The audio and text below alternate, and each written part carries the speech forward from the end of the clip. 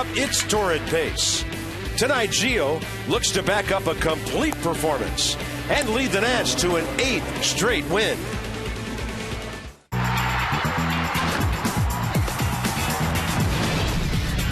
Washington Nationals baseball.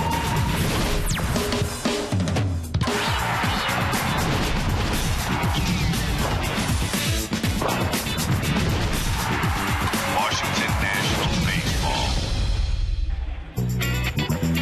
Welcome to a cool evening at the ballpark. Game 2, Phillies-Nats. Washington looking for 8 in a row. They've won 9 of 10 and looking great. It's our final Pups in the Park. So hopefully some yapping from the stands and some noise from the bats as well. That dog is not thrilled to be here. That's okay. He gets to watch the Nats chasing the Reds. And evidently Cincinnati still has a little bite in their bark. They did win a game at Milwaukee today. Homer Bailey the win. Aroldis Chapman got the save. So Gio and the Nats have to keep doing their job tonight. Stay 4.5 back of Cincinnati. Can't afford any steps backward at this point. And how good was Gio last time out? Almost that baseball immortality that some pitchers get to experience. Well, probably coming off one of the best outings, if not the best outing of his major league career. Definitely as a national. You go back to New York last time out, Citi Field. The one-hit shutout. He struck out 8, walked 2 through 110 pitches.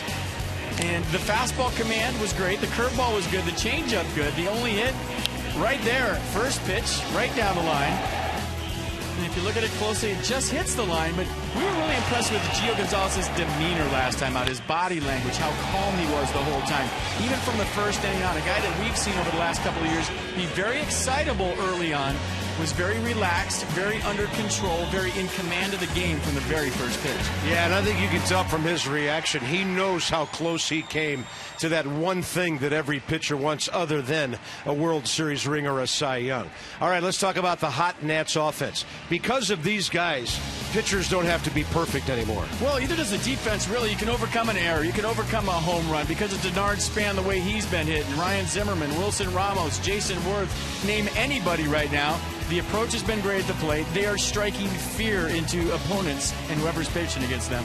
Cole Hamels has a great career record against the Nats of 14-6, and that's over 26 starts. But if there's one thing we found out about our baseball team this year, history doesn't mean a whole lot, especially that from earlier this season.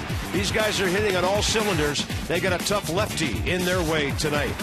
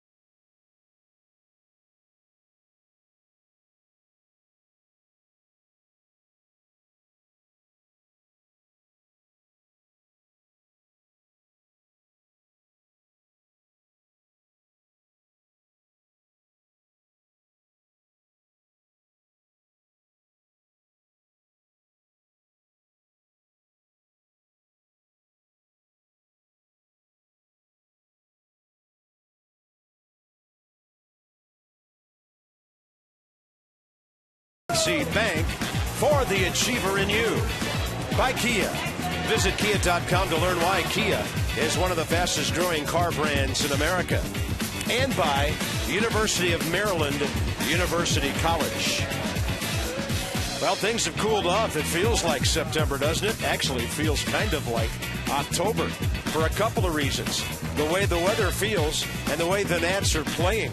They're looking for their 79th win of the year. Train celebrating its 100th anniversary by offering irresistible financing. Hard to stop a train, really hard.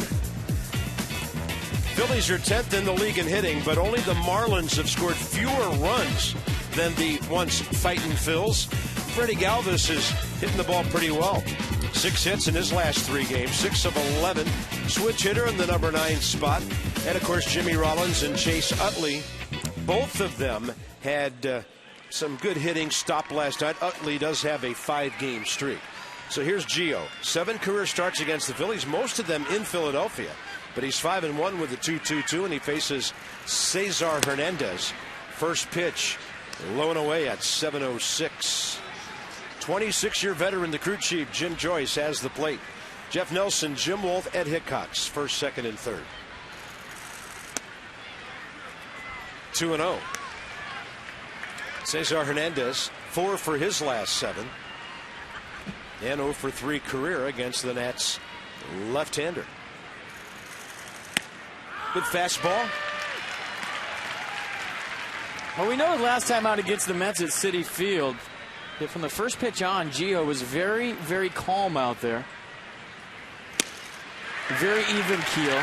And when he took the mound, he did have a 2-run lead to work with, but a guy that's very excitable. We've seen, taking 2 or 3 innings to settle in pretty much every start. Was settled in last time out right from the get-go. Liking the fastball early here. 3 balls, 2 strikes. And he's facing a Phillies ball club this year that's hitting just .231 against lefties with 37 home runs as a team.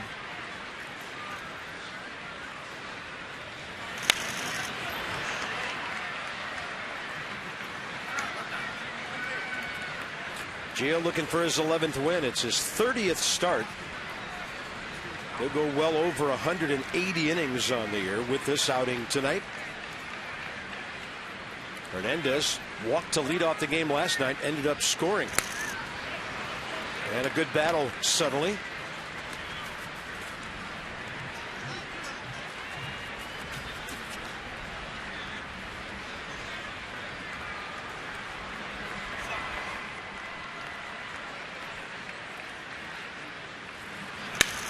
Ball well hit, but right at Jason Worth to start the game.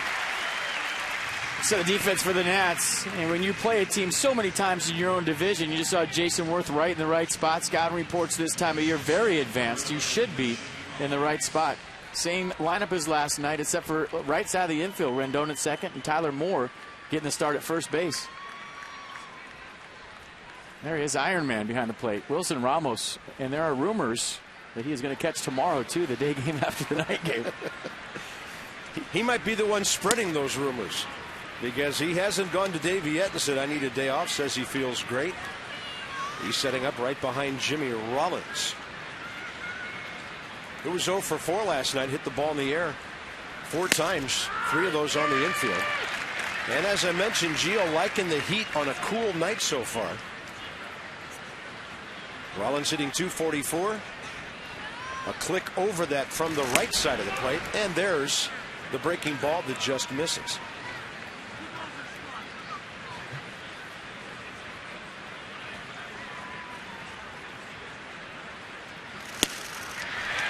High changeup. Not a great location, but he had the hitter well out ahead. Well, that's a pitch that he featured last time out against the Mets, to where you just turning that changeup over, had hitter after hitter out in front. And he's been going to it a lot the last 2 or 3 starts. Fastball to follow it up. 2 outs. I'll tell you what, the more and more you watch Wilson Ramos behind the plate, you just sit up here and marvel at the sequences that he is putting together for his pitchers. Very rarely do you see a Nats starter, Nats reliever shake off Wilson. And when you look at the sequence and how things are set up, the big change up in the middle of that at-bat, Great call by Ramos, setting up that fastball for strike 3. It'll bring in Chase Utley with 2 outs.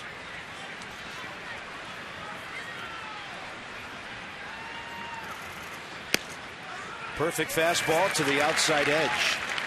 Utley 1 for 4 last night, hit the ball well a couple of times, and he's 7 for 19 over a 5-game hitting streak. Against Gio, 1 RBI, 2 for 9. 2 for 10 perhaps. Ryan Zimmerman close to the barrier, and a very efficient top of the first, coming off a great game in New York.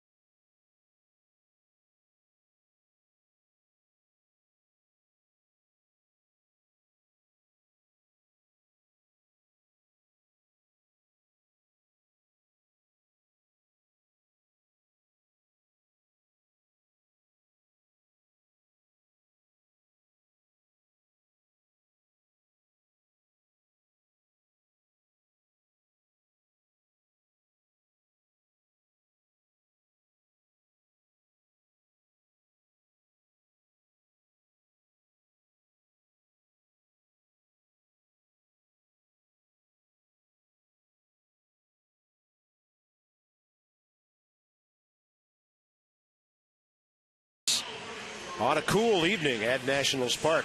This ball club hitting a season high 252 now. 7th in that, 7th in runs, 3rd in home runs. Starting lineup brought to you by Mazda. We believe if it's not worth driving, it's not worth building.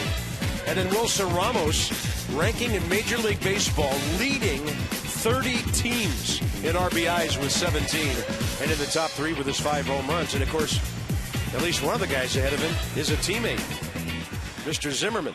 So Cole Hamels, 27th career start against the Nats, having a rough season at 7 and 13. Hasn't been given much run support. The ERA, a respectable 3.45. Bernard Span, 3 for 10 career against him.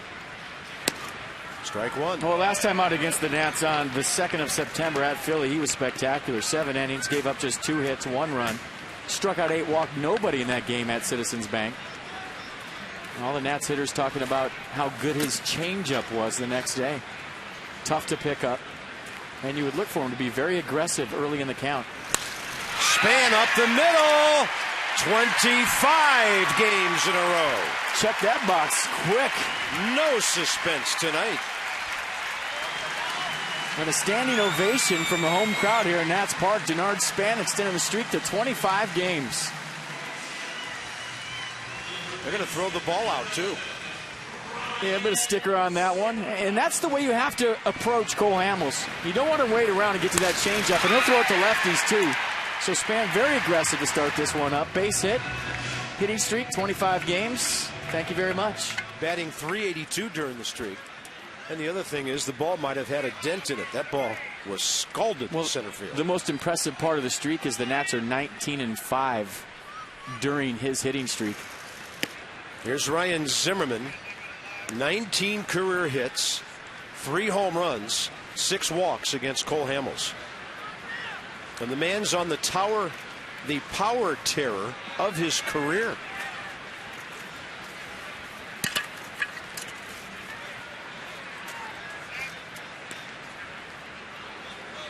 And Span, of course, a running threat, complicating things for the opposing pitcher who goes off the stretch immediately.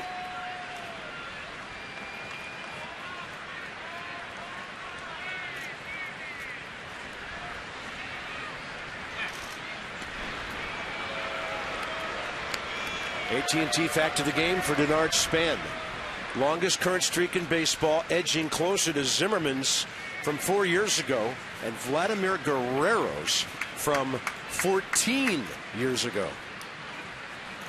Good jump, off and running, and he is safe on a high late throw by Carlos Ruiz, and Denard Span swipes number 14. We'll get caught up in his streak. Forgot to say there goes a no-hitter, but Denard Span, 14th stolen base of the year, and that was one of those to where Cole Hamels might have painted himself into a corner, meaning you throw over it 2 times in a row. A lot of times base runners will just bank on the fact that you're not going to come 3 in a row, and if you do, you got them, and if you don't, I'm going to steal the base. Nicely done. Counts 1-1 to Ryan Zimmerman.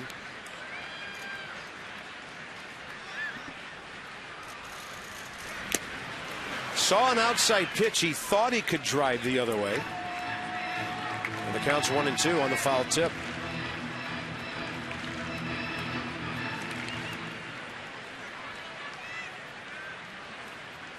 Now, this is where he did such a nice job the other day in New York. Denard Span on second base, nobody out. Even with 2 strikes, fouled off a bunch of pitches and finally hit a double down the right field line. Span running. And Zimmerman fouls it into the camera bay at the end of the dugout. Might have had that one swipe, but with 2 strikes, you've got to be swinging.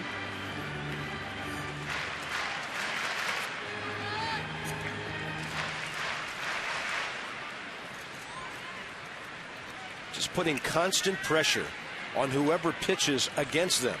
The Washington offense lately.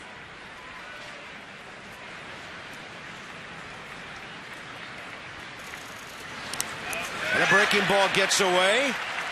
Now Span can just trot over to third, and he's there with nobody out. A big 90-foot mistake right there by Cole Hamels, bouncing that one. And maybe the fact that Denard Span ran on the previous pitch put a little pressure on Cole Hamels right here. And you won't see a guy like Hamels miss that poorly very often. That ball bounced in front of the plate. Ruiz really didn't have a chance to get over there and block it. And Span now on third with nobody out. Outfield a little bit around to the left. Infield left side just in front of halfway. Now Utley comes creeping in from the right side. And Ryan Zimmerman will take a changeup. And the count's full. And this is one of those cases where Denard Span on third base, that's a perfect shot, guys, right there. He's going to look at his infield, and he's going to know that Jimmy Rollins is playing in, Chase Utley playing back, Ruff is playing back, so anything to the right side, Denard Span's going. Anything to the left side, he's going to hold with nobody out. Back to the pitcher, too. He walked in, and Jason Worth's coming up with 2 men aboard. So the defense for the Phillies behind Cole Hamels tonight. Galvis, Hernandez, Mayberry in the outfield. Rollins, Ashe left side. Utley, Ruff right side. And Carlos Ruiz behind the plate.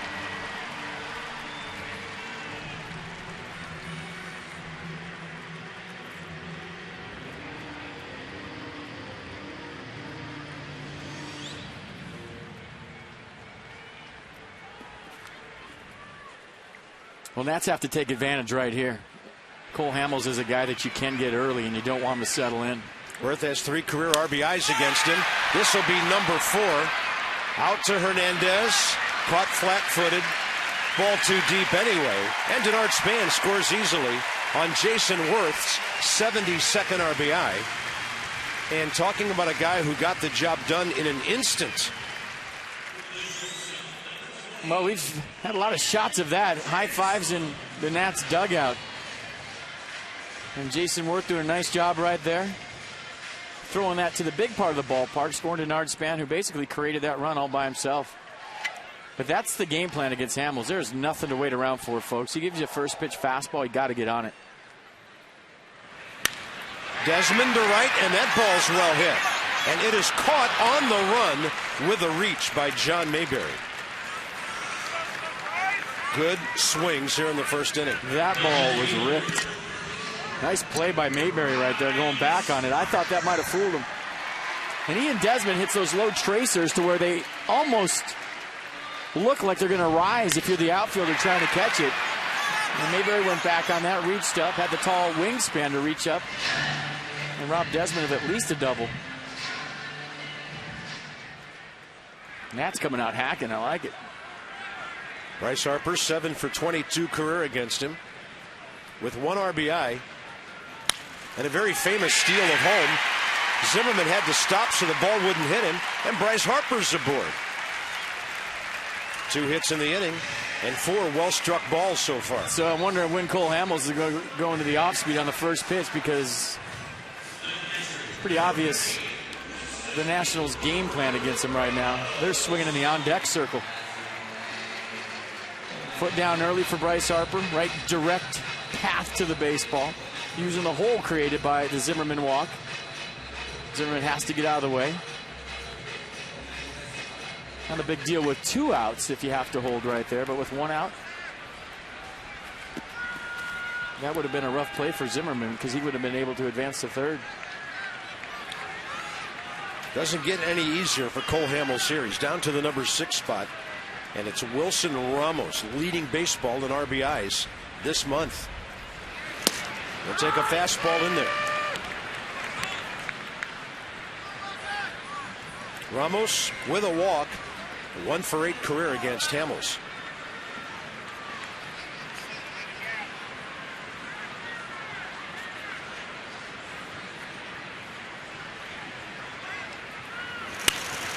Up the middle. Jimmy Rollins. They go the long way to first after some pro hops, and the Nats are done. But a productive first inning. 2 hits, a walk, a sack. Worth the RBI. 1-0 Washington.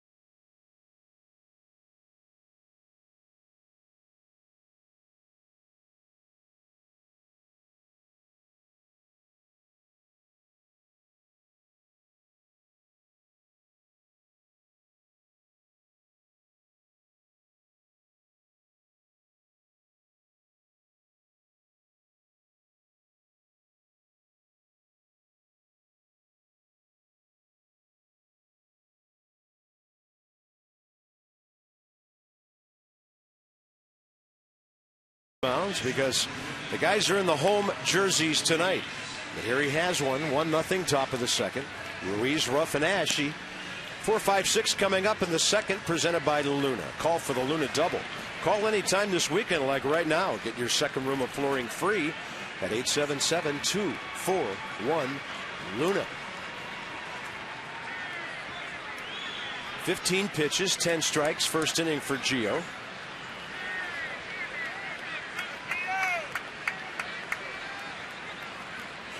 And Carlos Ruiz, 2 for 11 career against him, steps in on a 4-game hitting streak.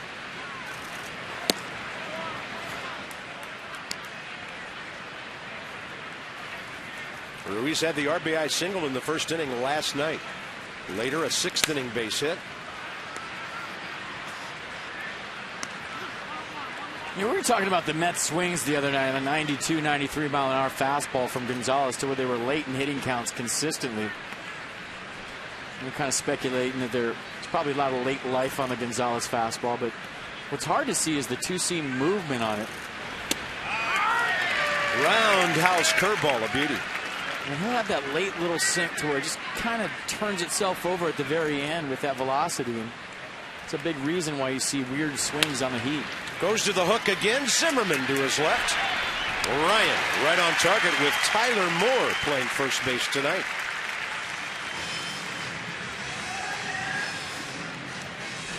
Ryan acknowledging that his shoulder feels pretty good. And we see him making better throws. We also see him extending and getting to some pitches with the bat that maybe did not happen earlier. I just think it's confidence. He made some adjustments to his swing where he's standing a little bit taller in the box, a lot like Jason Worth. The swing is much shorter. And Darren Ruff jacks one to left center. Span after it. He's there. Right in that little Bermuda triangle out there. And Bryce Harper was nearby as well. But you can read his lips. He said, I lost it for a second. It's the time of night right now. And he said it again, I lost it. To where before the lights take effect, when a ball goes up and out of a ballpark, as an outfielder, you lose it. So he saw it off the bat. He knows the route he's going to take, but about halfway there, he lost the baseball right there, that little hesitation step. Ball comes back down into the stadium to where you have that backdrop. You see it again. But once again, another example of if it's in the ballpark, Denard Span's going to catch it. It's pretty simple. 2 outs.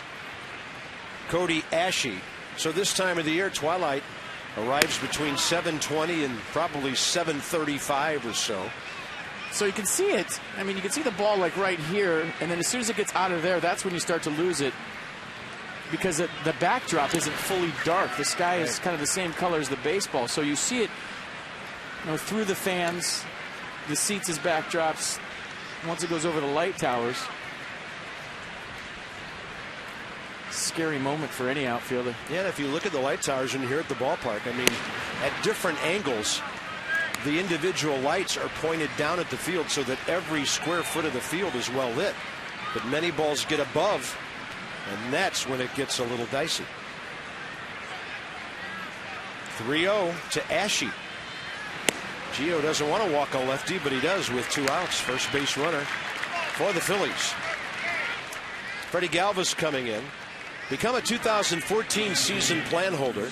Receive bonus e-cash, multi-year price locks. These special offers expire September 30th. So visit nationals.com/2014. Some restrictions apply. Freddie Galvis involved in an interesting play in the 5th inning last night when he singled to left field. Bryce Harper threw the ball to second base. Galvis at first was safe, came off the bag. Lombardozzi stayed with him and tagged him. And I talked to the official scorer, Mark Jacobson, today. That goes down as a single, not a double, even though he reached second base, because the spirit of that law is, and that's some pretty serious jammage right there, 0-2. It's kind of like stealing a base. If you overslide the base, you don't get the steal. And so that goes down technically as a single. Which you're thinking, what's the big deal? Well, if you need double for a cycle, big deal. It could be a big deal. Or if you're in the doubles race with a guy like Ian Desmond, could be a big deal. Big deal. That is no swing. Ramos popped up ready to throw in case Ashe tried to advance. And then Mark told me one more thing. He said if you overslide the bag and you think you're going to get tagged and you take off for third, then you would get credit for a double because you're moving to the next base. So when you guys were talking about all this stuff, did you ask him why he gave Chad Tracy an error on that ball from Ryan Zimmerman this year? On a hop? Did you guys get into that with it? You know what? He wasn't scoring that game. All right. We rotate scorers here. I think they changed that. And the error given to Ian Desmond last night on the ball he hit up the middle that Chase Utley had trouble with the spin, that's under review. Yeah, that could change. That could. 2-2. And a little off the end cue shot up the middle for a base hit. Freddie Galvis just got a piece of that thing. Looked like it was slicing while it was moving through the air. And he has 7 for his last 12 over 4 games now, hitting safely. See Rendon try to go Kevin Mitchell right here with the bare hand. Kind of tailing back to him, so you can't use your glove because of the way the ball is slicing. Kind of overran it, reached up with his bare hand to try to make the play. And Freddie Galvis is still trying to feel his hands after getting jammed right there on a cool night here in Nats Park. Number 8 hitter becomes very important here. How will the Nats approach in a lefty-righty matchup John Mayberry, who's only hitting .227? But you make a mistake to this guy, he can hit it a long way. 10 home runs, 38 RBIs. Pitcher on deck.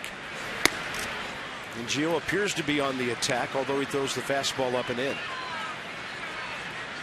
Well, early in the game, the way your offense is swinging it, even though Cole Hamels is on the mound, you go after him. Besides, Cole Hamels can hit.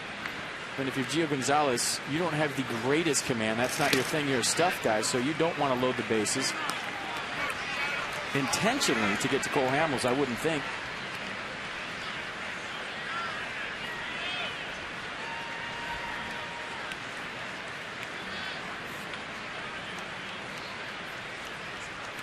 (2-0).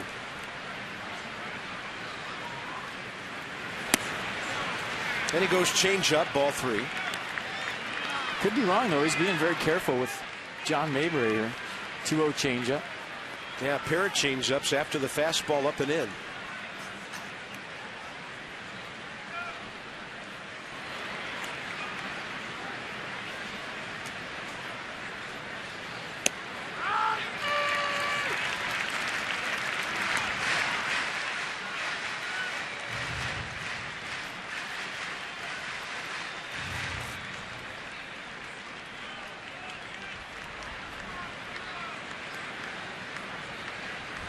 Mayberry has a career homer against Gio with a couple of RBIs. 3-1 pitch. And a ground ball got in on his hands. And Ryan Zimmerman throws him out. Walk and a base hit, no problem for Gio. And on a cool fall evening, the Nats by 1.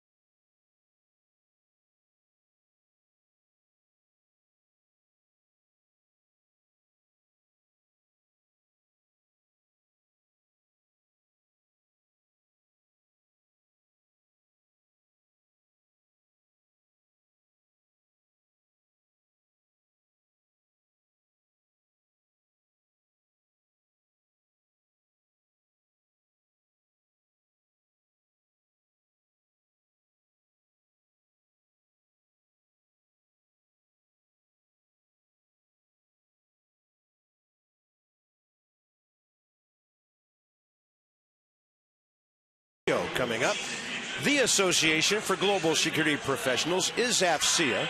And here's Julie with our sideline report. Good evening. Hey, good evening, guys. Well, Davey Johnson wanted to start Tyler Moore at first base today. He said he needs improvement going up against left-handed pitchers. He said he has a tendency to kind of lay off the fastball. I need him to get up there, be aggressive, and to make some improvements there. This is something he also said that Anthony Rendon has struggled with earlier in the season. Randy Noor also adding the other reason to sit Adam LaRoche today is so that he can keep the weight on. Adam's been struggling with some weight loss issues lately, and he has stopped taking BP outside before the game in an attempt to keep some weight on, get that power back.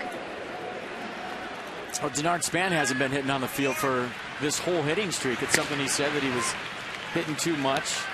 And a lot of hitters this time of year, well, just hitting the cage. And the old saying is, if you don't got it by now, you ain't going to get it. But the reason why a lot of guys do hit on the field is because they're routine guys. It's part of their daily deal.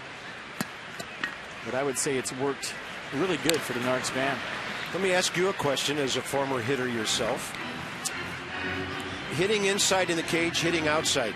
Does it help you at all to see the flight of the ball, or can you get everything accomplished in the cage that you need to do? This time of year in the cage, you know, you want to see the ball off your bat early in the season to see if you're hooking it, coming around it, what kind of rotation the ball has coming off your bat. Is it tailing? Is it hooking? You know, you want that 12-6 rotation to where it gets the good carry. So, you know, for the most part of the year, yeah, you want to see the ball go. You want to know You got a good bat that has some pop in it, but when you get to this point, I think BP on the field is highly overrated. You want to save your bullets for the game. Guys are tired this time of year. That's hit hard. Off-speed pitch, and Tyler Moore way out ahead. Well, since Tyler came back to the major leagues August 17th, he's 19 for 49 with a homer, couple of doubles, and 7 RBIs. So that 388 streak got his average off the interstate, and he's up to 226.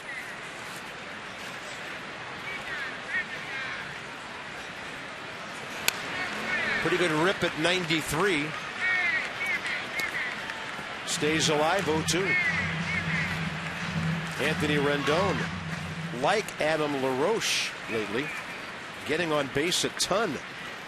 LaRoche 10 of his last 11 games.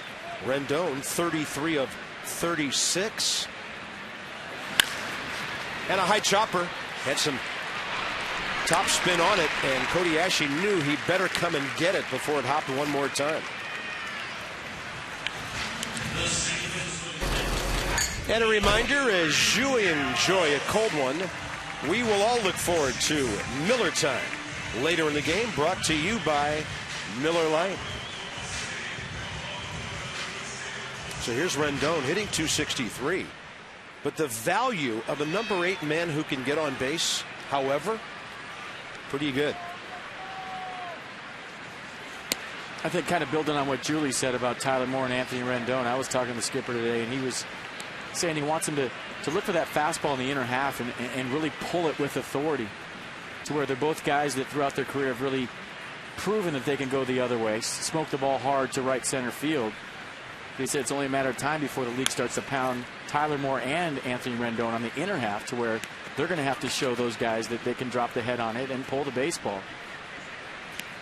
Rich Shue working with those guys every day on just that.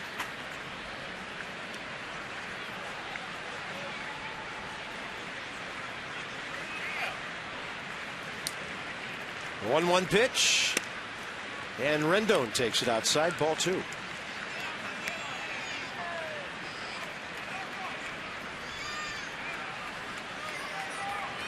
.281 September. Nice. Playing in his 88th game as a rookie. And that's low and inside, ball 3. He came to the big leagues, had tremendous success early. Then came the adjustment period. But one thing this year, he's never looked overmatched at the big league level. He'll take the walk on a high fastball, and there he goes again, getting on base. Well, you know what he is, too? He's an even-keeled guy, to where you don't know if he's 10 for his last 10 or 0 for his last 10. He's the same guy every day at the ballpark. And that's saying a lot for a young player at this level. This game can eat you alive when you have success early, then all of a sudden you're going through a bit of a scuffle at the plate. I've seen guys come into the clubhouse like their dog died in those kind of situations, and Rendon, same kind of guy every single day. Done a great job with defense, hasn't it taken the offense out there, and fought his way through it, made the adjustments. Could be a big 90 feet for the Nats here if Gio can lay one down. Cole Hamels kind of dropped a breaking ball on him that was tough to make contact with. Gio 7 sacrifice bunts this year, 18 career. Rendon good speed, hot hitter on deck, an important move of the runner. And the hard bunt foul, 0-2. Okay, so somewhere in between those last two. Yeah, to the fair side. There's Span, who's already taking care of the hitting streak thing.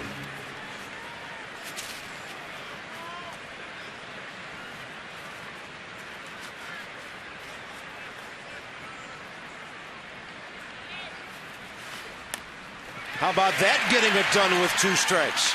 Hamels took a glance at second. Rendon got down there in a hurry, and Gio converts on a 1-4. Yeah, nice job. That was right in between the first 2 attempts. So nice job getting the bunt down, but nice job by Denard Span, extend the hitting streak to 25 games, first time up, line drive up the middle. Nice ovation from the home folks. And they said, well, I'm sick of first base. I'm going to steal second after 2 Cole Hamels throwovers. And advances to third on a wild pitch and scores on the Jason Worth sac fly. So first inning, all about Denard Spanning. Yeah, and it seemed like it happened just about as fast as that highlight sequence there. He got a T-shirt that he was wearing around the clubhouse yesterday that says #Spanning. You getting any royalties off this stuff? No, just satisfaction. Up the middle, Chase Utley with a good stab. Takes a hit away. Denard Span swinging the bat well tonight. Nats threaten, don't score, but they do have a one-run lead.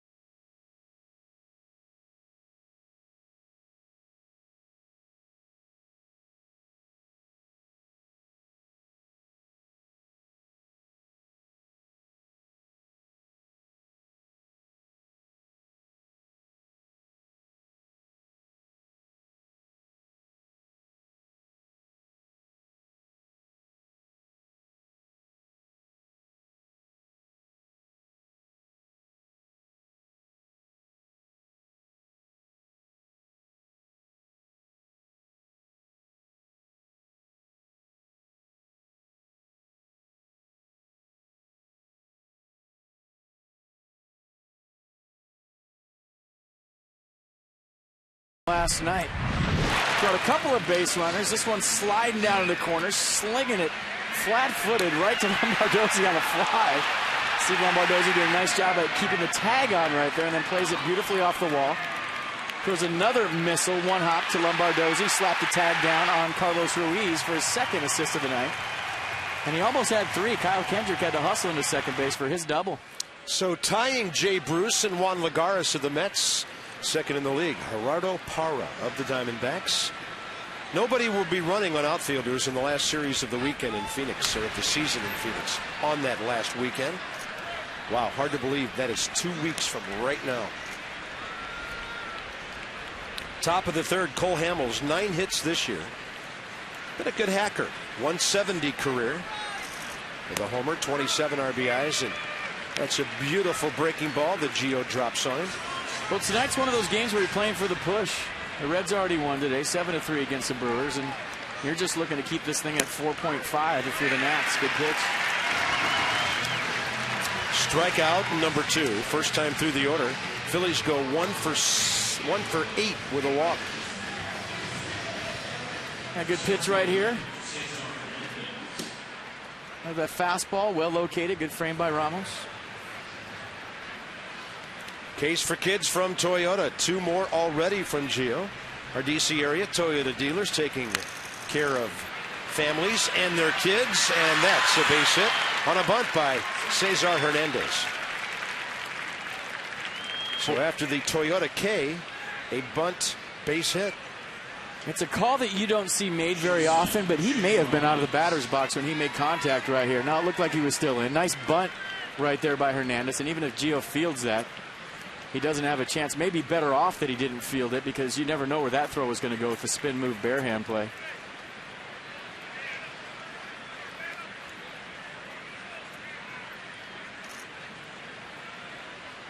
Jimmy Rollins struck out swinging first time.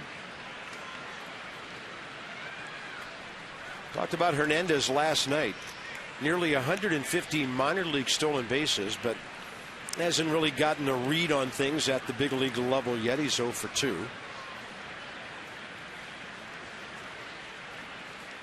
Well, as soon as he learns how to peek in and see if the throwover sign's given, he's going to have a better chance against lefties. And I used to think it was easier to steal off of lefties than righties, just for the fact that if you could pull your helmet down real low, get out in your lead, have enough confidence to kind of peek out of the corner of your eye at the catcher's signs, you knew if he was coming over, if he's going home. If you saw 1, 2, anything but a throw over, you just went.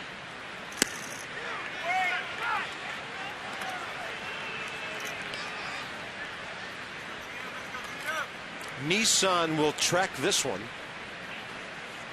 You see first pitch, top of the zone. Second pitch, a little bit higher. Yeah. One was the ceiling, the other was the roof of the strike zone. And that ball's hard hit. Rendon stays with it. Desmond turns it. 4-6-3. Inning over. Davey Johnson said before the game today, despite some of the numbers, he loves his defense. This was a beauty.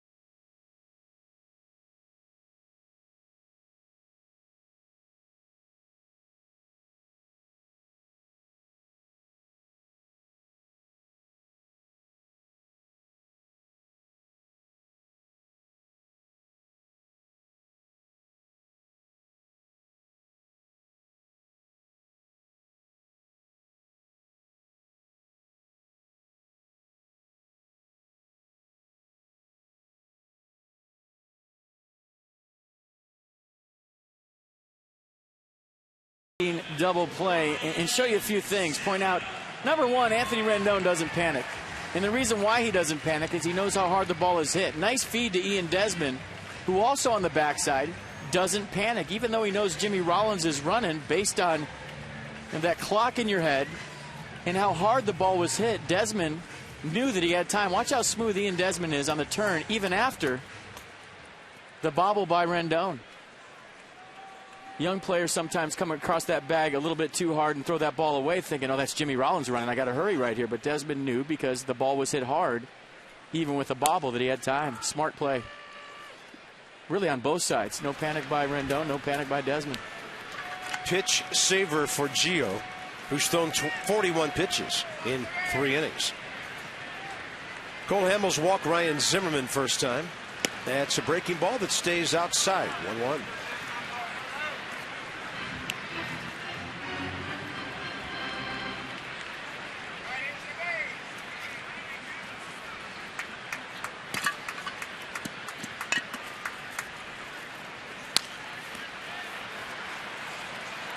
Slots, tables, and dining. The ultimate triple play. Hollywood Casino. Charlestown Races. So, one away from the great right-handed hitter, Tim Wallach, one of the best low ball hitters for any right-hander we've ever seen. And Vlad, high, low, in, out. He could hit anything. Zimmerman taps one. Ryan, by the way, of his last 14 hits, 10 have gone for extra bases. And he's hit 9 home runs in his last 11 games before this one. Well, the ball flies in Arizona, so odds are he can hit a few more.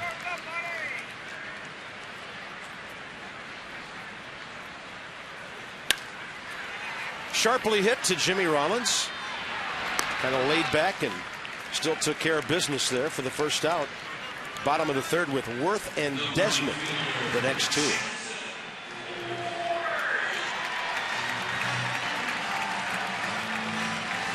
July 9th against the Nats. Phillies beat them 4-2, but Jason Worth just kind of reaching out and into the seats in that cozy yard. Yeah, he's hit a few home runs this year just like that, to where he's been fooled, but he's kept his hands back to where he's still got that front foot pop.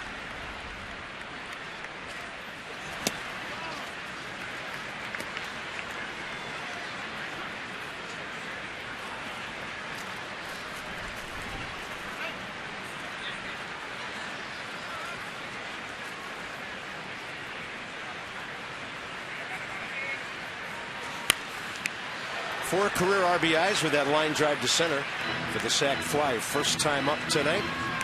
Inside the numbers with STG. One of the most selective hitters in all of baseball. See, but this year, yeah, a little different, huh? Well, I think that's just a product of him being more aggressive this year and doing what he's been doing, to where pitchers are being more careful with him. And he's seeing more pitches just kind of organically. His first year here, he was too patient. I mean, to be perfectly honest, he was taking pitches right down the middle and probably had the same number of pitches per at-bat. But this year, it's been the byproduct of him doing damage, to where guys are trying to pitch him perfectly and falling behind. 3-1. And the second most pitches per at-bat hitter on the team, the number 8 guy, Anthony Rendon. Perfect example is the count right now in this at-bat. With a good hitter on deck who scalded the ball first time up. 3-1 to Worth. 1 out, bases empty. Change up on 3-1. Vintage Cole Hamels. See, this is where you have to think as a hitter. I mean, he bet fastball right there, didn't get it, missed it by a mile. That's fine. Good pitch by Hamels. But now as a hitter, you know, what do you look for? 3-2. And the old saying, if he throws it 3-1, he'll throw it 3-2. But you still have to respect the Hamels fastball.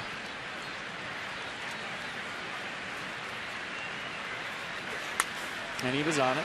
Yeah, 93. Probably ball 4.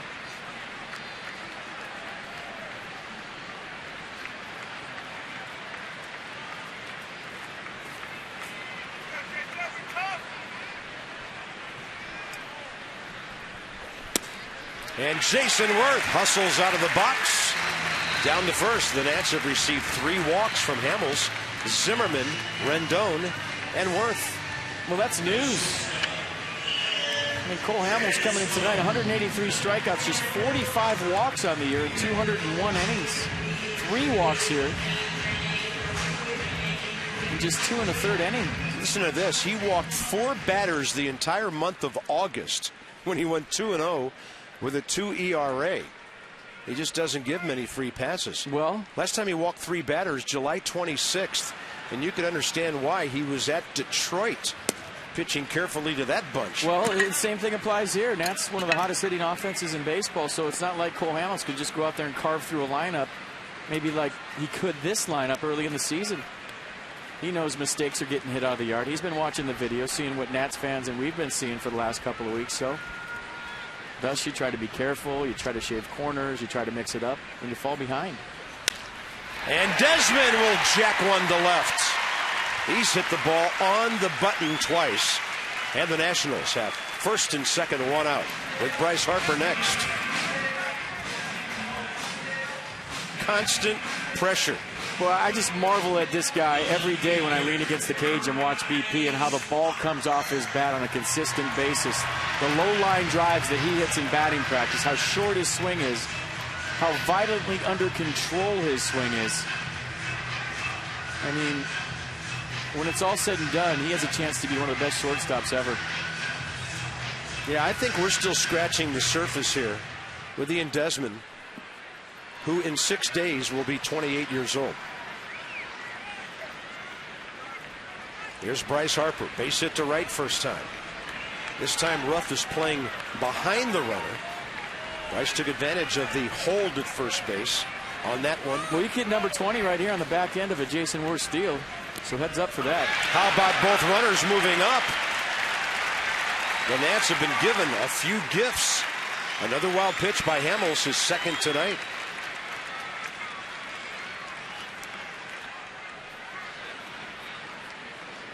I mean, you just can't go up there free and easy. You're trying to make perfect pitches. You know they just hit 13 home runs in a 4-game series. Look out. Oh, it got me right in the forehead. So what do? You try to make the perfect pitch, and we've seen Cole Hamels miss in the dirt tonight a number of times, and you don't usually see that. Bryce Harper, 19 home runs, 49 RBIs. Bangs one out to short. One runner went, the other didn't. So Desmond's going to be tagged. And Worth just laid claim to the bag at third. That'll be 6 unassisted for Jimmy Rollins on the fielder's choice. So when you're on second base and there's a runner on third and the infield's in, you always yell to your third base coach, we go in contact play right here? And usually a third base coach will have a sign, meaning pointing to the ground with both fingers, both index fingers, saying we're going contact, or maybe pointing to the outfield, meaning we're making it go through. Something was lost in translation right there where Ian Desmond thought that Jason Worth was going contact play, meaning reading down angle, ball on the ground, he's rolling. And it could have been Worth just freezing on the play, or it could have been Ian Desmond not getting the sign. I don't know, but something happened right there. Here's Wilson Ramos for the second time with 2 men aboard. It was first and second in the first. He grounded out to Rollins. First and third here.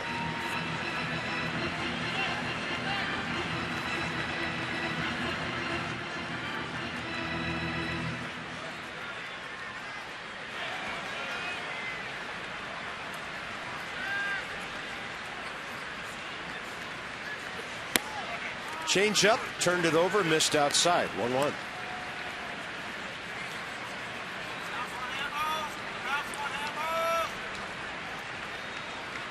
Good numbers with runners in scoring position. 50 RBIs in 66 games coming in.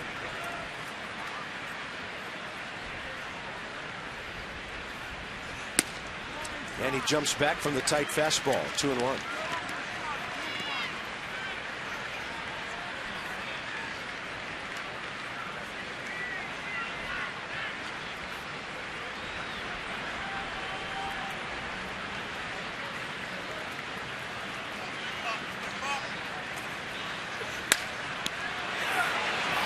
And with Ruff on the bag, it had to be foul if he couldn't reach it.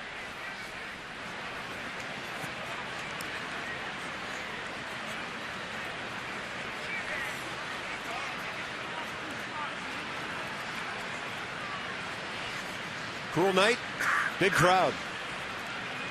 Great atmosphere. Nats got a run in the first, trying to add on here. Still relatively early against Cole Hamels. Runner at first going, swing and a miss. Inning over. Wilson Ramos 0 for 2. Cole Hamels has stranded 5 Nats despite some of his problems.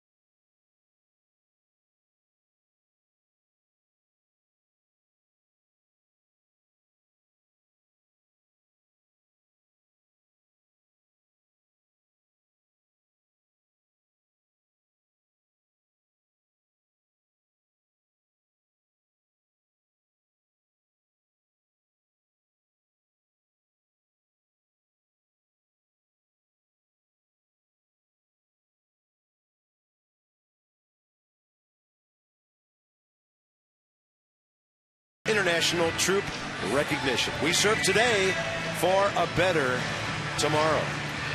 Some of our wounded warriors who will be playing in the celebrity softball game tomorrow are here tonight. First pitch was thrown out in fine fashion. Get your sleep, boys. Coming to get you tomorrow. They are shaken. Top of the fourth. Utley Ruiz Ruff 3-4-5 against Gio, who thanks to that double play ball last inning, 41 pitches in 3 innings, 25 strikes. Fouled out Chase Utley over by the Phillies dugout first time.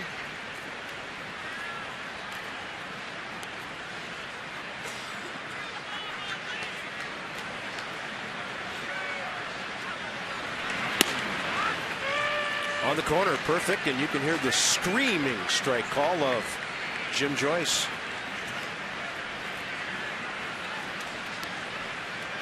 "26 years, the crew chief working the plate tonight." One of the best umpires in the big leagues, period.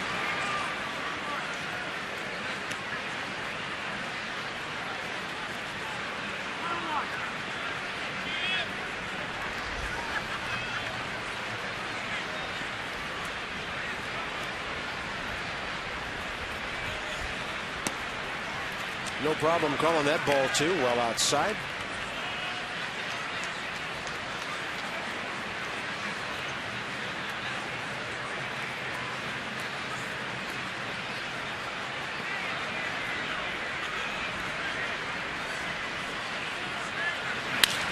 He's had a good heater tonight. That one to the right side. Rendon takes care of that for the first out, 4th inning. Just into the 8 o'clock hour here at Nationals Park. Bob F.B. and Julie with you right here on Masson, where Span singled in the first, stole a base, went to third on a wild pitch, and after a Zimmerman walk, scored on Jason Worth's line drive to center field. Nats have 3 hits. They've been given 3 walks, but they've stranded 5 runners. Chances galore early. Ruiz and Ruff, the next 2 Phillies.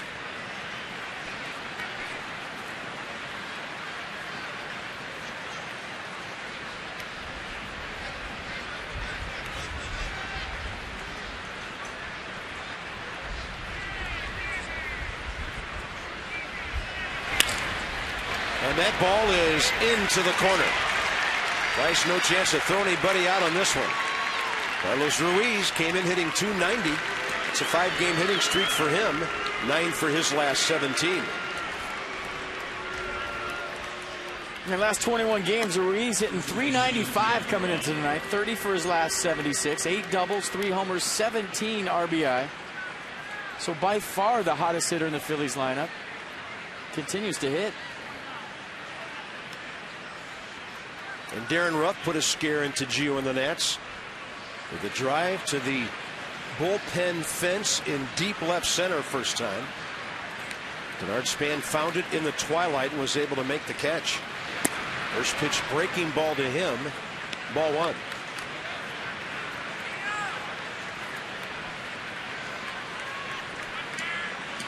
And that's 5 or 6 games the Nats have played against the Phillies. Ruff has had trouble with the outer half.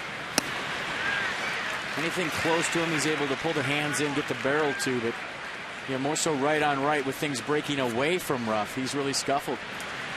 Good fastball right there, challenge heater late. Mercedes-Benz on that pitch track. Count back even.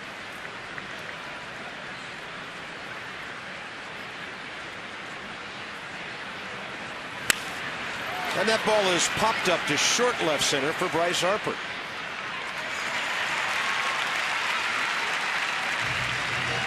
Cody Ashe will be next.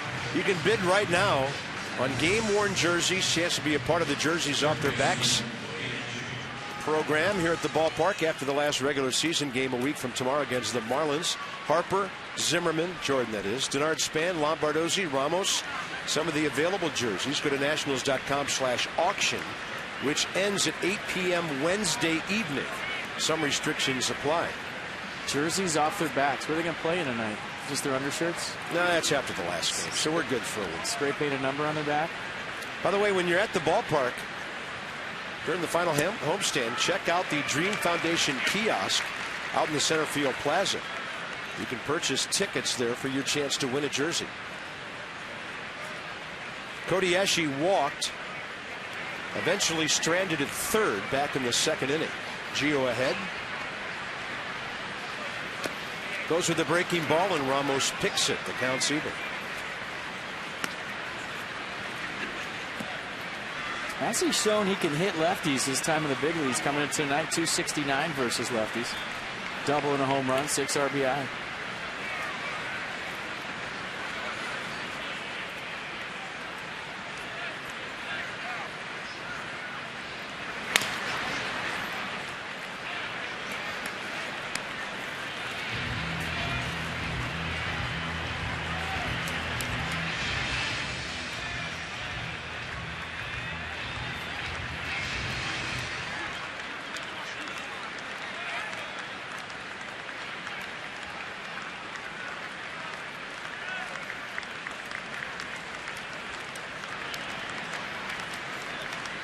Ramos sets away. Fastball up in that direction, and the count's 2-2. That's a good pitch because you can throw the curveball off of that and change his eye level. You go fastball up. Now he dropped that curve in. He sees it high out of Gio's hand, and you'll have a tendency to give up on it. So you can lock him up right here if you start a curveball right at him. And Wilson Ramos took the redirect on that heater. Fouled off. And Jim Joyce, the veteran that he is, will take a little stroll out to Gio. Almost handing the ball to give Wilson Ramos a little time to shake that off, and now he'll clean off home plate.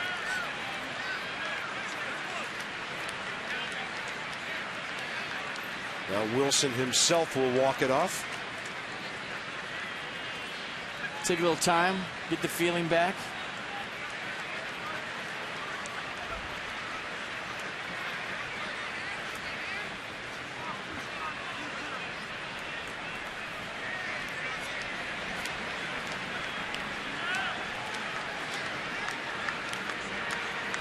Two coming.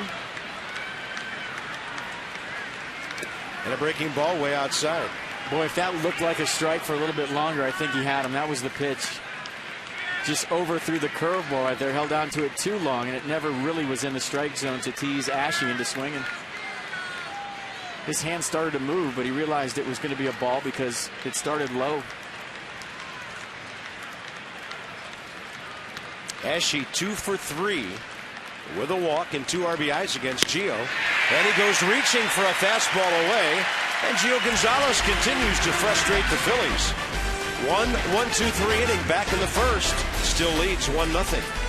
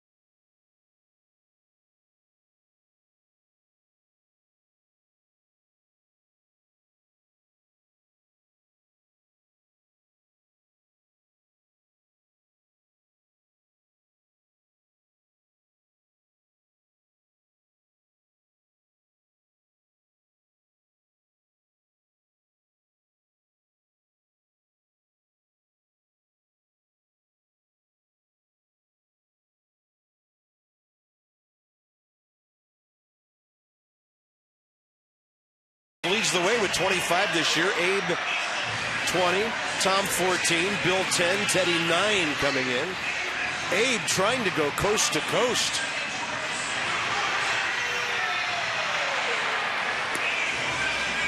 So who is leading that? Abe. So Abe's got 25 wins? No, actually George does. Yeah, that's what I thought. George the winner, yeah. George 25. And look at Abe putting together a little balloon dog there on Pups in the Park night, or Bark in the Park, whatever it is. Dogs at a baseball game.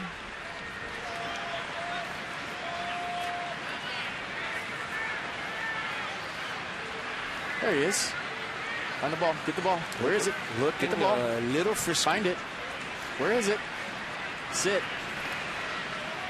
Calm down. Sounds like our producer talking to us.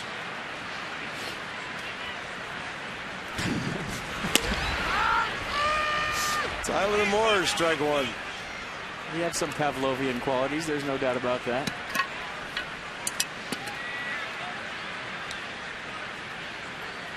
His target's in, and it's in the dirt. 1-1 strike. What I was going to say is 25-14. Georgia's got locked up for the season, right? Yeah. Mathematically, right? Yeah, George is in. No news. I didn't see that anywhere. Yeah, George is printing playoff tickets already. The champagne celebration. Anthony Rendon is next. It's a good segue from showing the dogs to this. Yeah, they won't like this. Dollar hot dog night, although they'd like to partake. Available at select concession stands until the start of the 6th inning or while supplies last. And we never know how long that's going to be. Some restrictions apply. Tickets start at just $10. But at nationals.com/tickets. Limit 6 per kid.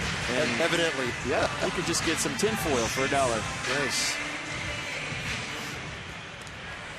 Anthony Rendon drew a walk first time up. Gio sacrificing the second. But Chase Utley made a good play to retire Denard Span back in the second.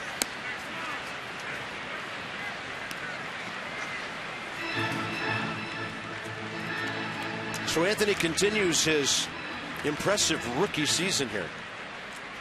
2 games short of 90 as he's in the lineup tonight.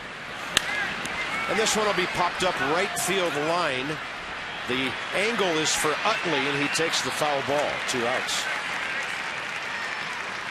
For the Achiever and UPNC Bank with our minor league report, Steven Perez, 22-year-old shortstop at Low A Hagerstown, 3 for 3 last night, but Savannah took care of the Suns in 4 games, winning that series 3-1. So hats off to Hagerstown, but Savannah, Harrisburg, and Potomac. Savannah obviously cheated. Probably corked bats, scuffed the ball, moved the fences in when they were hitting. At least that's what I heard. Savannah totally cheated that whole series. Well, we'll look into that. Yep. Commissioner is. He's already on it. Gio sacrifice bunt. First time.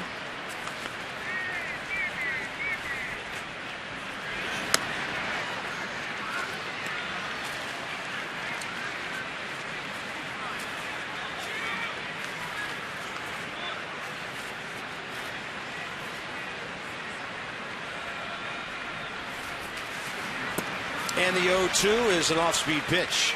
Nats go quickly. We're on to the 5th inning here. Now the Phillies have their bottom 3 straight ahead.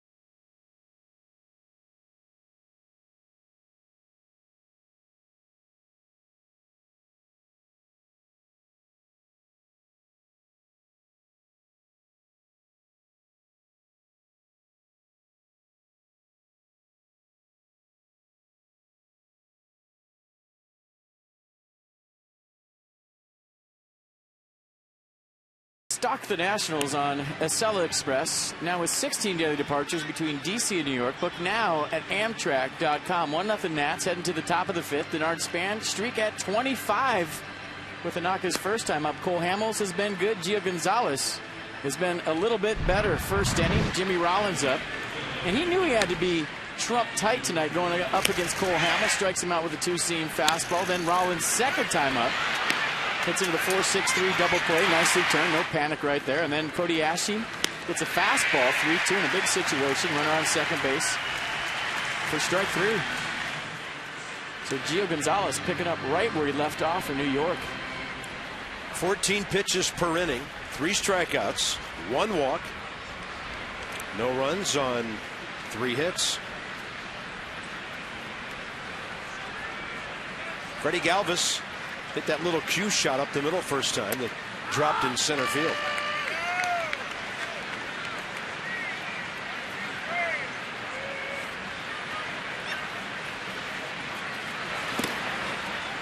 A 23-year-old switch hitting infielder who fills in for Jimmy Rollins whenever he's not in the lineup, and he can play the outfield as well, which he's done lately. They're short in the outfield with Dominic Brown still not back in the lineup, and Ben Revere injured. That'll back up Denard's span about 380 feet away for the first out. How about our mass and word of the night? Advance. Text that to 29292 for a chance to win dinner with Mike Rizzo. Stay tuned all week long. More chances to win with Massa. I want to be Crash the Party tomorrow night. Hashtag.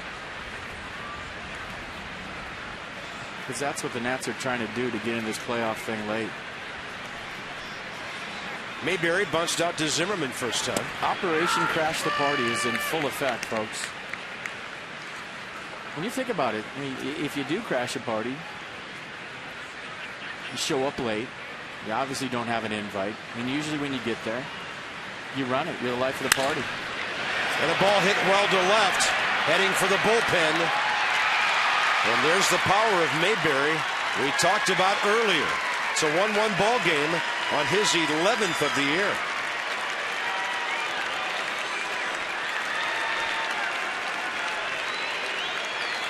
That's kind of how you got to hit him out of Nats Park when it's cool out, especially when there's a little breeze blowing in from left. There's just a low line drive that stays below the bleachers, and you see the elevated fastball by Gio.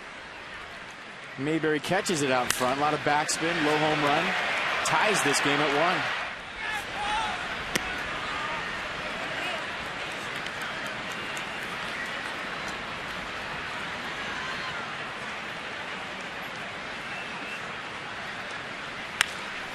And immediately a ball up the middle by Cole Hamels. That'll be his 10th hit of the year. Top of the order coming up now.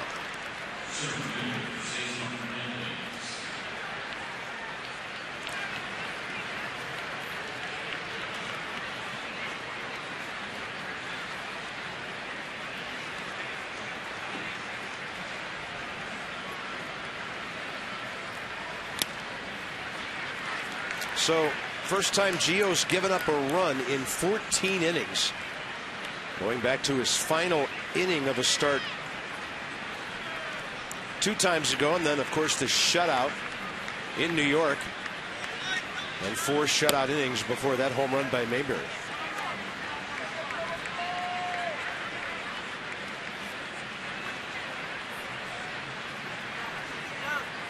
Third time through the order, the most efficient for opponents, but 249 not that efficient. Gio manages to be tough to hit throughout his outings. Hernandez tonight is lined to right and bunted right down the first baseline for a hit.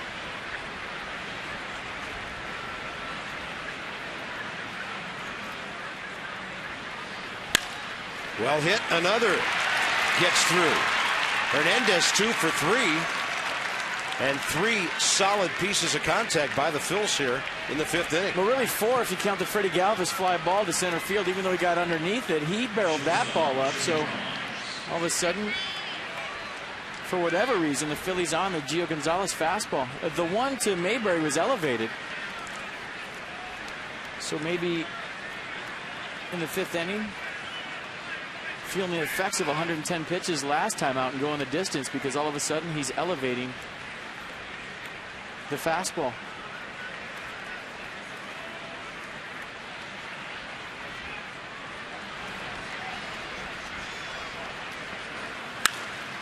Going up there hacking. Jimmy Rollins out to the gap. Bryce Harper's going to camp under it and get behind the ball and just dare the base runner to think about third, and that's Hamels. He's not going anywhere. 2 outs. We'll check out the Nissan pitch track, and it's a perfect example of what we're talking about. Watch the location of this pitch from Gio Gonzalez to Jimmy Rollins.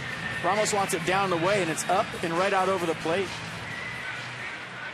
So all of a sudden, that's kind of where the fastball's been for Gio this inning. Maybe lost his release point a little bit, getting underneath it. Really going to have to fight to get on top, get it out front. Maybe change his release point and lower his sights. Chase Utley, 0 for 2. Foul out to third. Ground ball to second. And a pretty good looking breaking ball that just missed.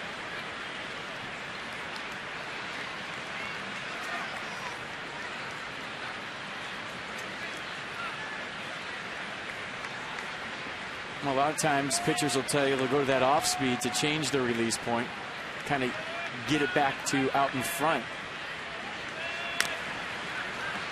That fastball really ran onto the hands of Chase Utley there. 1-1.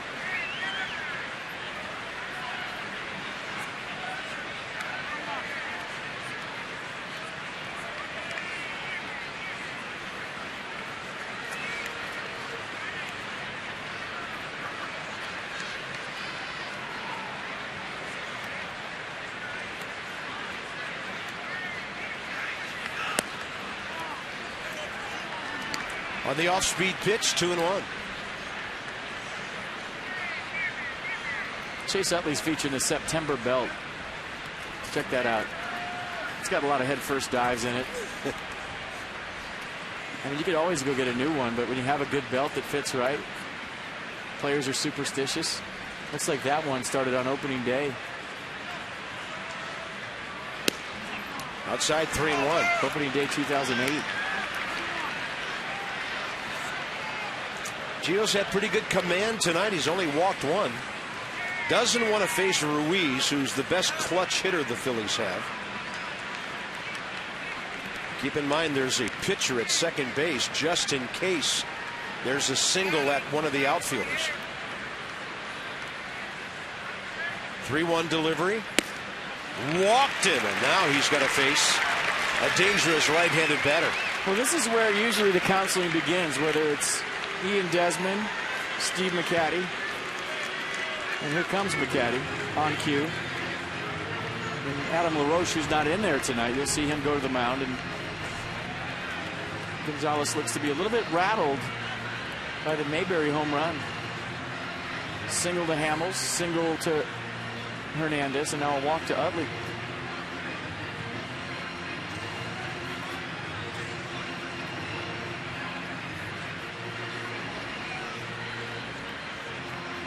.73 pitches. Started this inning with 56 through 4.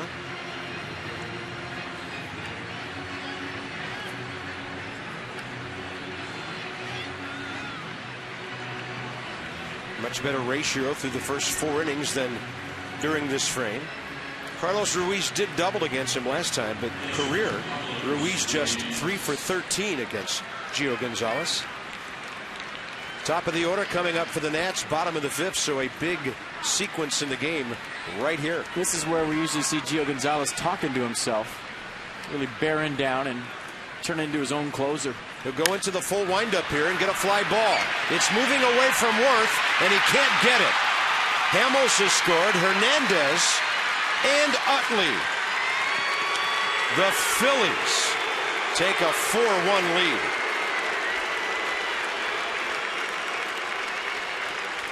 Worth got a good jump. That ball just had too much slice on it. Well, it's hit too hard, too.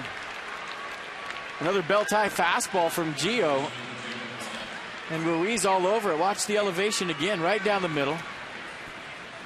So command has left Gio here in the 5th inning. He's paid. Nice piece of hitting right there by Carlos Ruiz, clearing the bases with a 2-out double.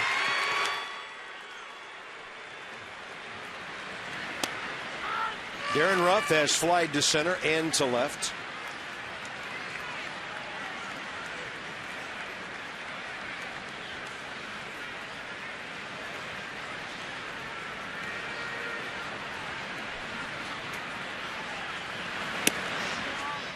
Counts even, 1-1.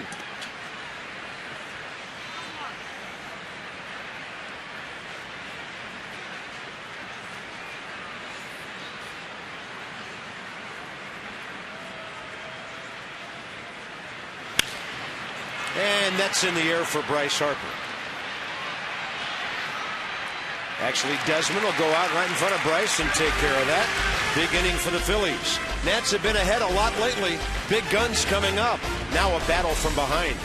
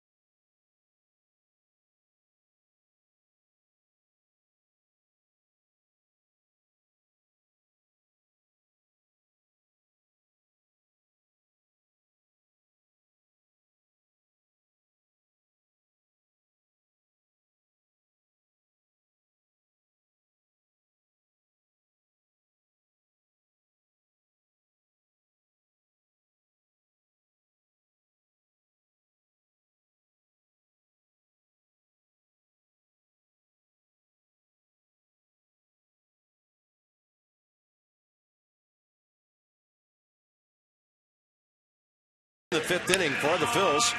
Now the battle back starts. Top of the order, bottom of the fifth. Kia.com.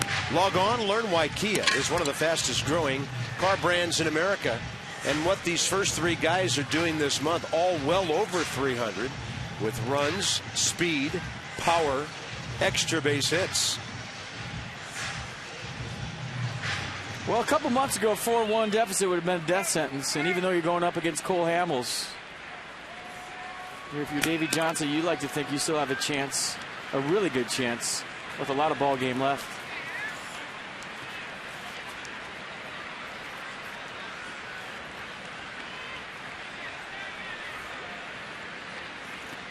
Denard Spade, 1 for 2. Nearly had an RBI hit his second time. He was in the middle of the field so far tonight.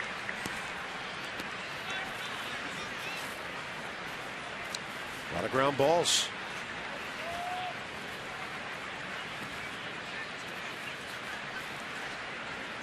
Big gap in right center. A lot of room down the right field line.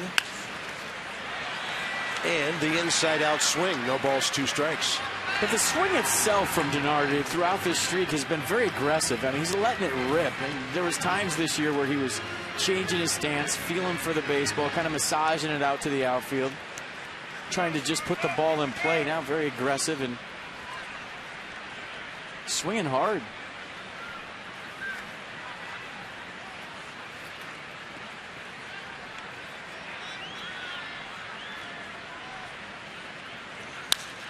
There's another one.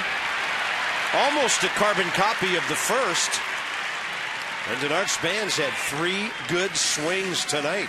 That's just a beautiful swing. I mean, you talk about going down and getting a pitch. Watch this. I mean, Hamels makes a perfect pitch right here. It's exactly where he wants it. And watch Spans just reach down there, stay through the baseball, and create a line drive that was coming right into your living room. I mean, look at that swing. Little extension right there. Base hit up the middle. And a leadoff man aboard here in the 5th for the Nats. That was a pretty swing. Big factor in a comeback, getting the first guy on. Now hitting .385 with 40 hits during his streak. Ryan Zimmerman could change the complexion of this game in an instant. 92 right in there. He's 0 for 1 with a walk.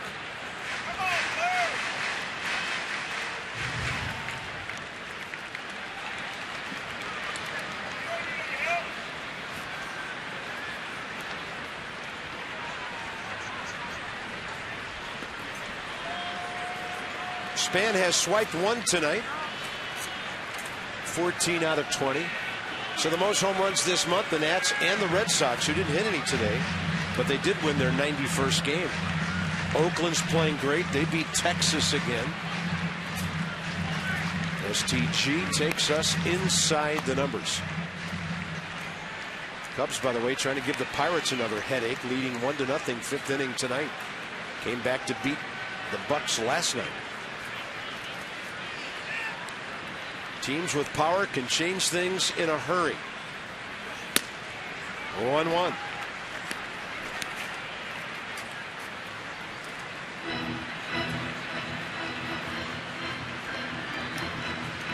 Throwing the fastball 60% of the time. That's about right for his season average.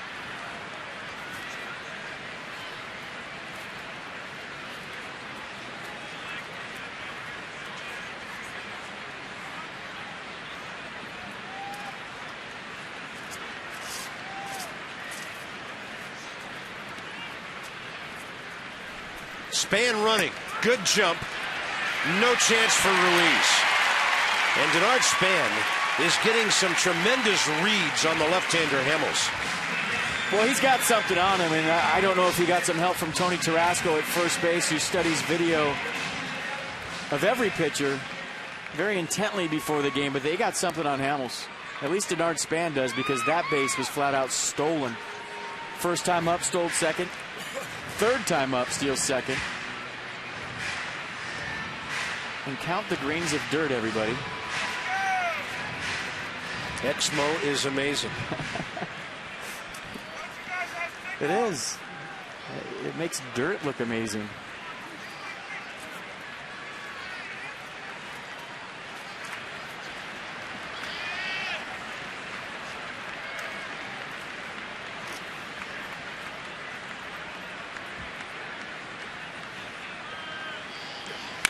Zimmerman pulls it. Forward to get it, Cody Ashe. Big out for the Phils.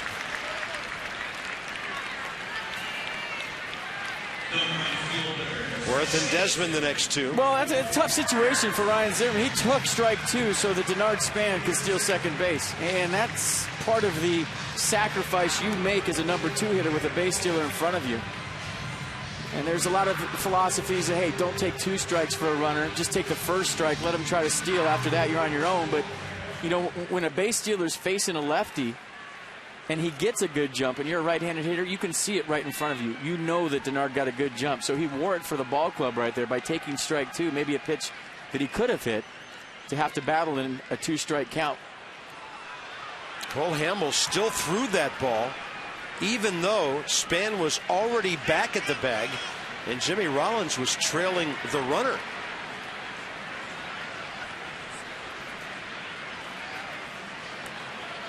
I mean, don't you? I think the rule is you have to throw it to the base and not the person. You know, how many times have you seen a lefty kind of throw it to the first baseman hovering over there and he's not by the bag and they call it a balk? And that was borderline. And Denard Span is deep into Cole Hamels' head right now.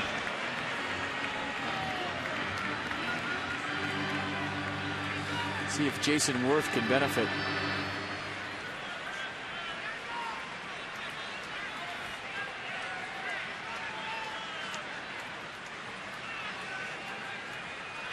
Span was going the wrong way.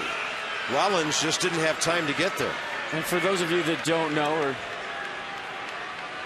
maybe just new to baseball, when you do that inside move to second base, you don't have to throw it. It's not like a move to first base. You could do that wheels move and choose either to throw it or not to throw it. But if you do throw it, it has to be to the base.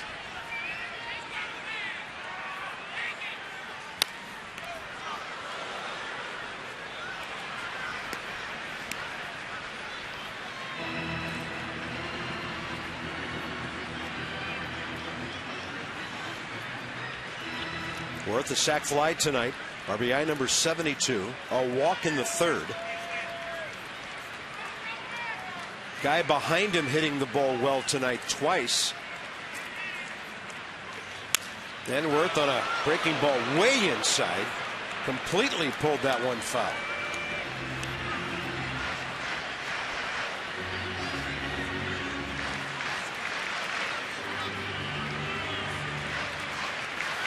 a little chat, figure out what they want to do. Maybe switch up the sequence of signs.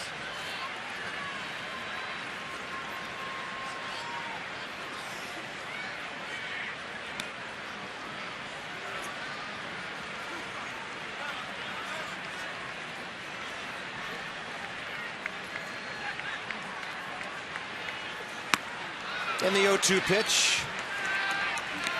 Way upstairs. But Denard Span is feeling frisky at second base. He was thinking about taking third right there. Took a couple of jab steps.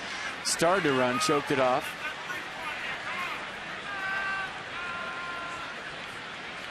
He got a pretty good lead right now.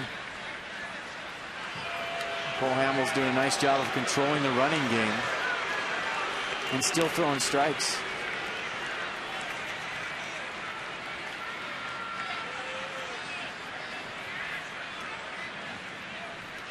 Span running, swing and a miss, and he is safe at third. Phillies thought they got him. Ashe tried to sell it.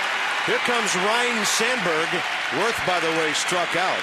So he steals third with 2 down. You know, I was watching from way up here, so I'm not sure, but I think I saw Ed Hickok give the out safe call. And I might be wrong. We'll take a look at it after we check out the argument between Ryan Sandberg and Ed Hickok, but it looked to me like he was ready to call Span out and change his call mid-sign from out to safe. Let's see if we can see it. Is that right?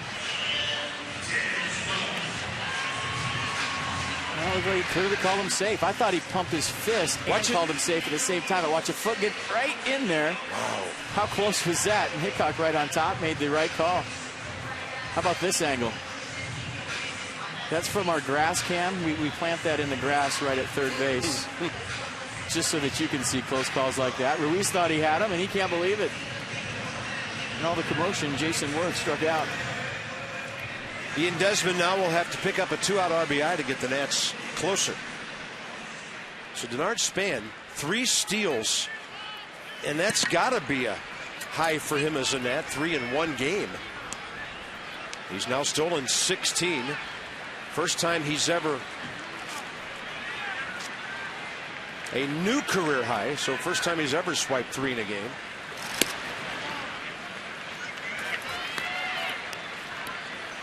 Ian Desmond's hit the ball hard twice tonight. Lined out to right his first time up, base hit last time up.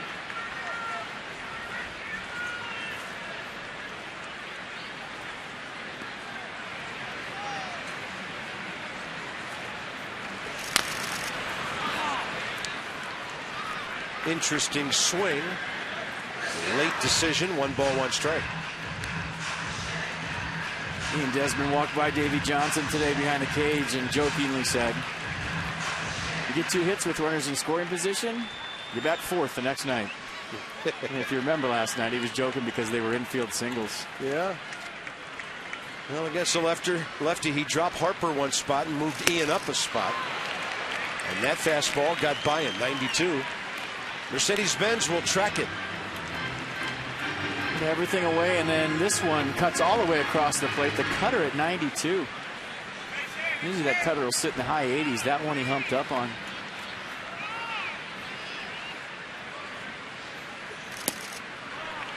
And there goes the Hamels changeup. He missed at 84.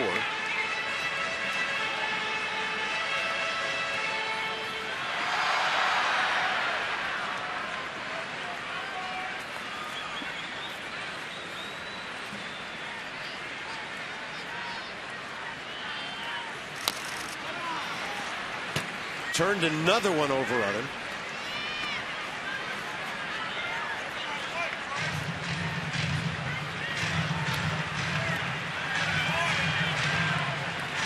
Well, it's dangerous to come into Ian Desmond even with 2 strikes. He doesn't really take anything out of his swing. So if you're Hamels and you're thinking about that cutter in, you better get it in there. He goes fastball away, probably out of the strike zone. Desmond strikes out, and Cole Hamels picks up 2 of his 4 Ks right there.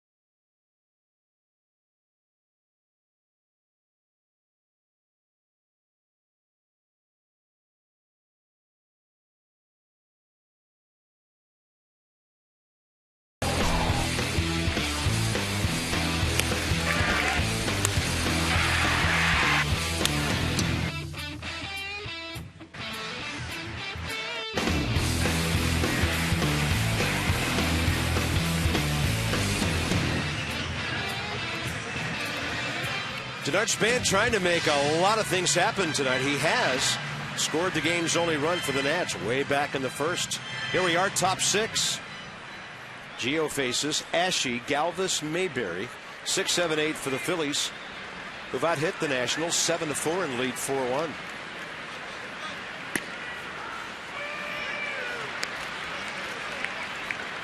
Cody Ashe, a walk and a strikeout.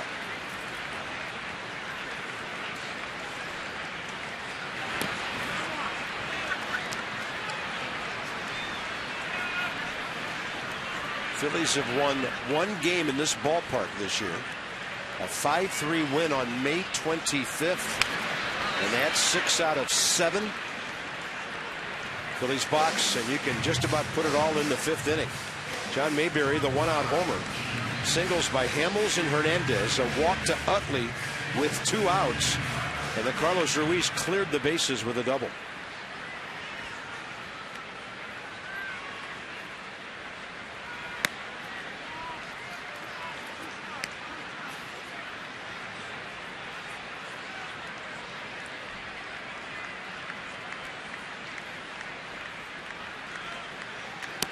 Breaking ball, a beauty. Froze the left-handed batter. And Gio with his 4th K of the night.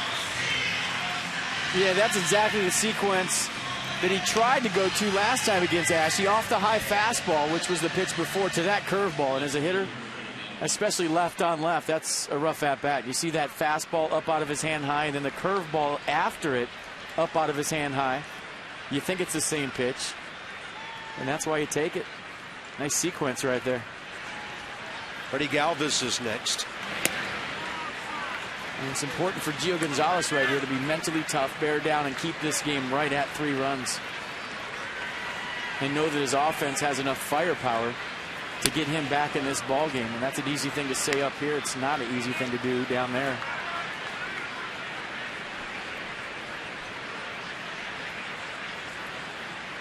.21 pitch, 5th inning. And Galvis has another base hit. 2 for 3.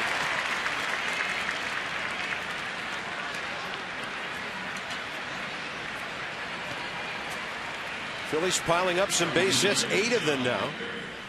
Wednesday night, take home some headphones that are pretty interesting. White, red, curly W motif.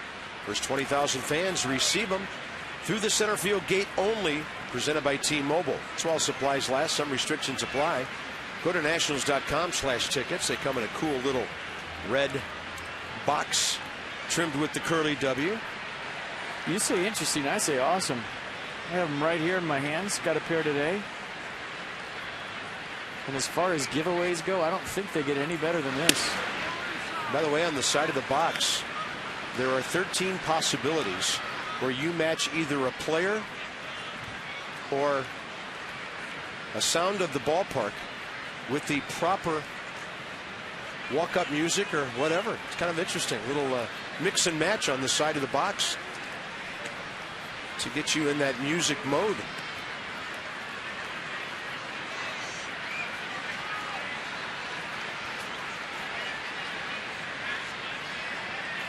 John Mayberry, 1 for 2 with a home run. Big curveball, a beauty by Gio. Nissan will track strike 1. I really wouldn't do this to you, but I could sit here and say the names and make you say the walk-up song, but I will not do that to you on live television as you look at the curveball underneath the bat of Mayberry. Yeah, I might get a couple. I'm going to say no.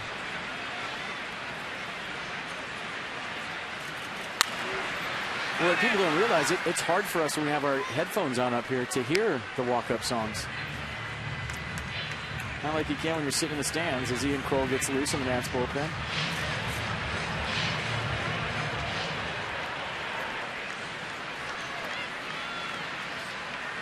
Mayberry, 11 homers, 39 RBIs with that blast last inning.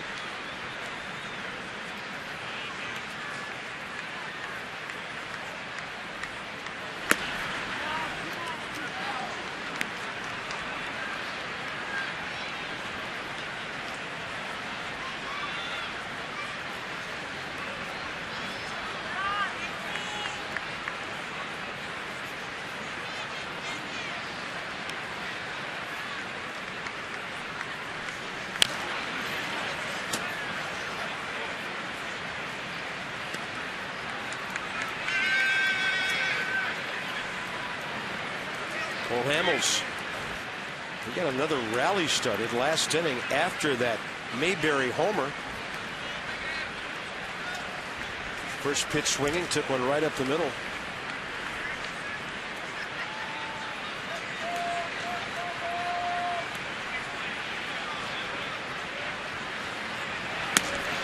There was a time this year when Cole Hamels did not pitch with a lead from April 7th against Kansas City to May 31st against Milwaukee. Yeah, just under 3.5 runs a game of support. That was a span of 62 consecutive innings that he took the mound for his ball club without a lead.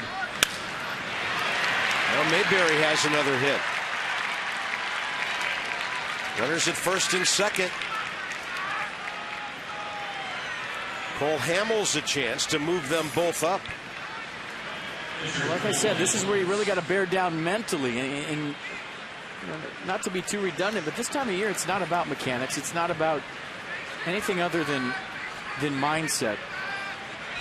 And taking whatever you have left in the tank late in a 162-game season and going right after guys, whether it's you're standing in the box hitting, whether you're standing on the mound pitching, whether you're on defense.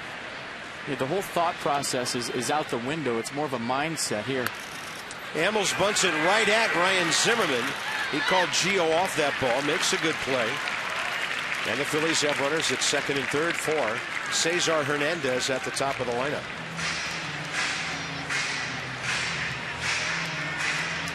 Well, huge part of the ballgame. You can't let it get any further away with Hamels on the mound than it already is.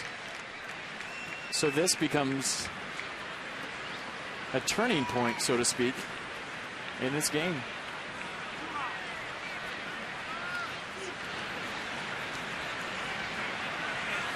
Cesar Hernandez, line drive to right, 2 base hits since a bunt and a hard ground ball up the middle.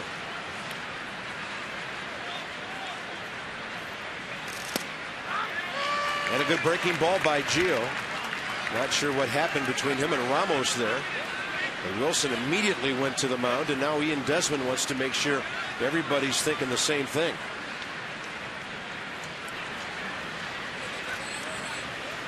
They go out, talk it over, figure it out. Yeah, and he got crossed up big time. It's okay to get crossed up from fast to slow, meaning if you're a catcher and you think a fastball is coming at the off speed, you can handle that. It's when it's the other way around and you think off speed's coming and it's 94 miles an hour and hits you right in the chest protector.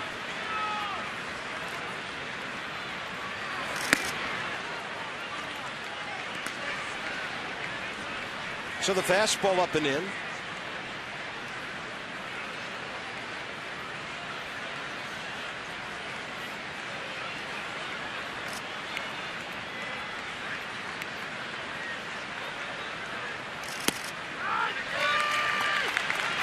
He's going to do that back door with a breaking ball a couple of times here.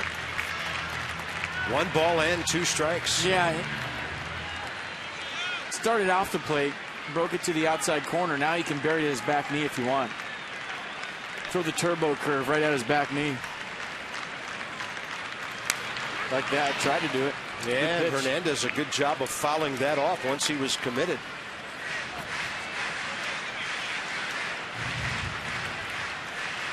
Pitch count up to 97.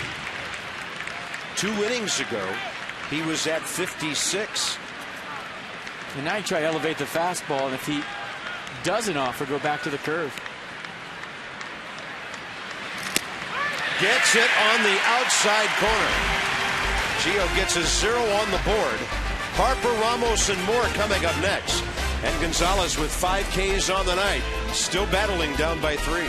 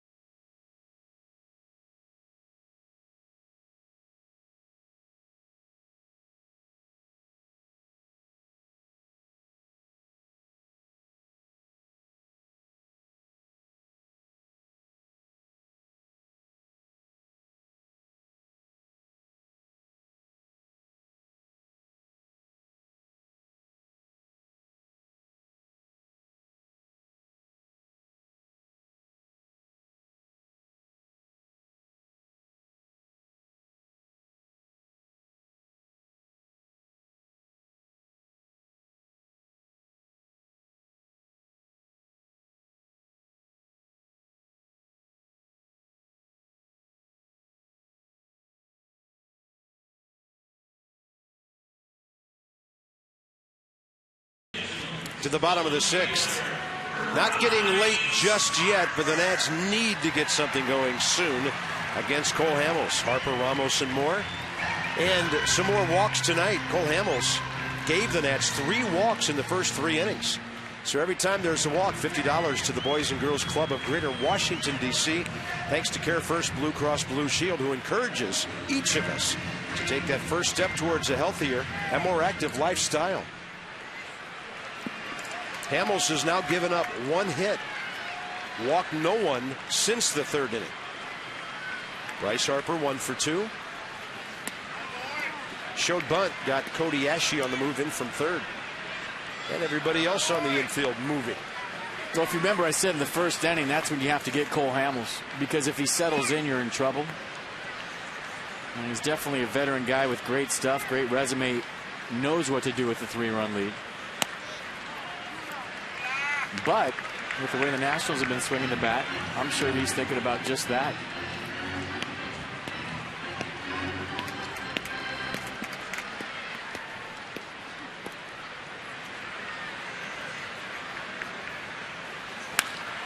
Harper to left. Pretty well hit. Galvis cruising, and he's waiting for it.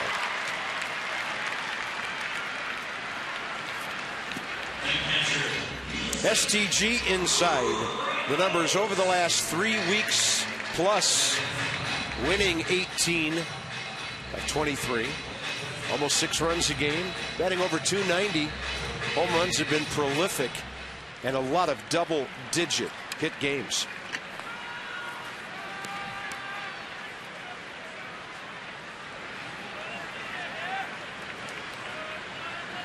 Wilson Ramos grounding is short and striking out tonight. Cole Hamels, by the way, has done something interesting again. I mean, he's only in the 6th inning, which he's done 25 times this year. But he's now pitched 5 or more innings in 73 consecutive starts. The guy never gets knocked out early. And as FP said, if he rights his ship, then you're stuck with him for a while. Came into this game 3rd in the league at 201 innings already this year.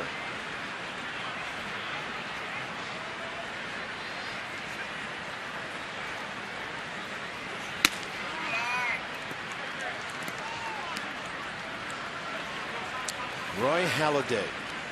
Phillies only have 55 2/3 from him this year with all the problems he's had, the surgery earlier.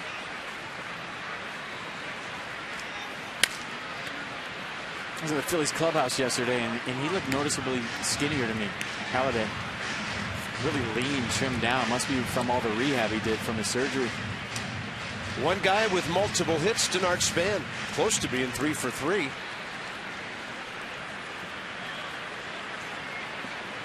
One RBI, Jason Worth, sac fly, a line drive to center, back in the 1st. And a 2-2 to Ramos, well placed, right side.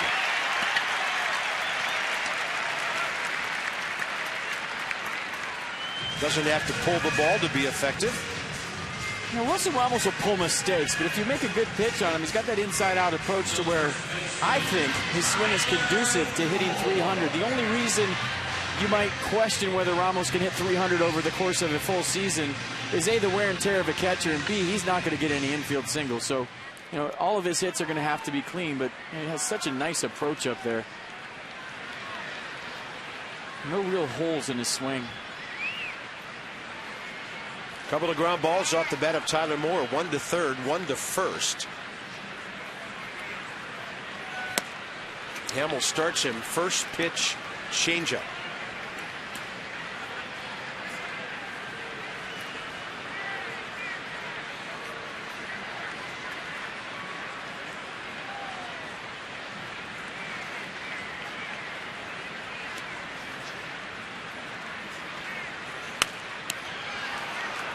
And when you face a guy like Cole Hamels and you get a pitch like Tyler Moore just got, that's the one you have to put into play. There's certain pitchers when you're facing a 3, 4, 5 starter to where if you foul back your pitch, well, you might get something else in the sequence to put into play. But when you're facing the upper echelon guys, they generally speaking give you 1 pitch to hit per at bat, and you have to make the most of it. Really pulling the string on the right-handed batter there. 5th strikeout. He's fanned 3 of the last 5 hitters. 2 outs. And we'll look at strike 3, but the pitch was strike 2, and you see the change-up grip in Hamels' glove. The ball just kind of rolling off his last 3 fingers. Good arm speed. And Tyler Moore way out in front. And you know that as a hitter, too. If you foul off a pitch right down the middle, off a number 1 starter kind of guy, you say to yourself, uh-oh, now I got a battle. Even if it's strike 1. Number 9 spot, Gio done for the night. Scott Hairston hoping to bat. And the Nats hoping he does as well. He's hitting .378 career against Cole Hamels. Time called. Evidently a ball must have hit the ground and a wall and deflected out of the Nats bullpen. Onto the field and right.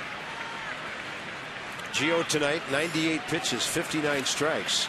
4 runs, 9 hits in 6 innings. Walked 2, struck out 5.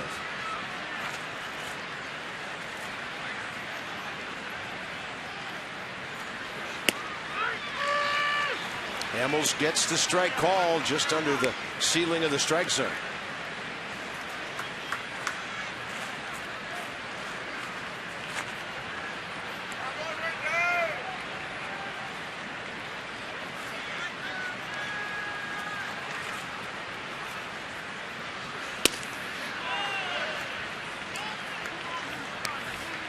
We have a feeling the Nationals, if they get back into this game, it's going to be by the long ball. That's been their method lately.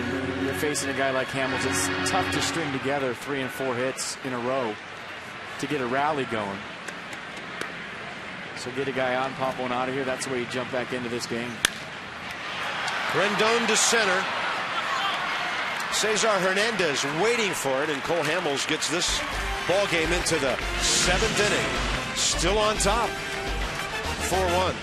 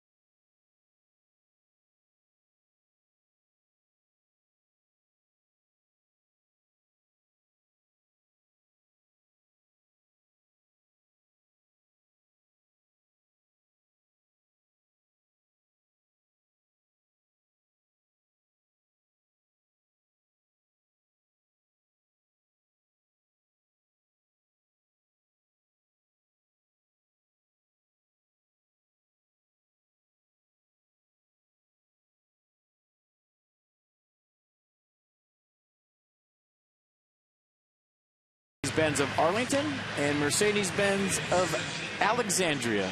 We head to the top of the 7th, 4-1 Phillies. Denard Span beat keeps going on, 2 for 3, 25-game hitting streak. Gio Gonzalez did a nice job, but the big blow was Carlos Ruiz with the bases loaded, 2 outs. In the 5th inning, got a first pitch fastball down the way, hit it over the head of Jason Worth, and that scored everybody. Galvis, Mayberry.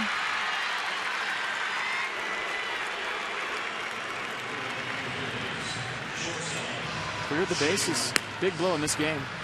Ian Kroll has faced some of the Phillies before. This call to the bullpen, packaged by the UPS store.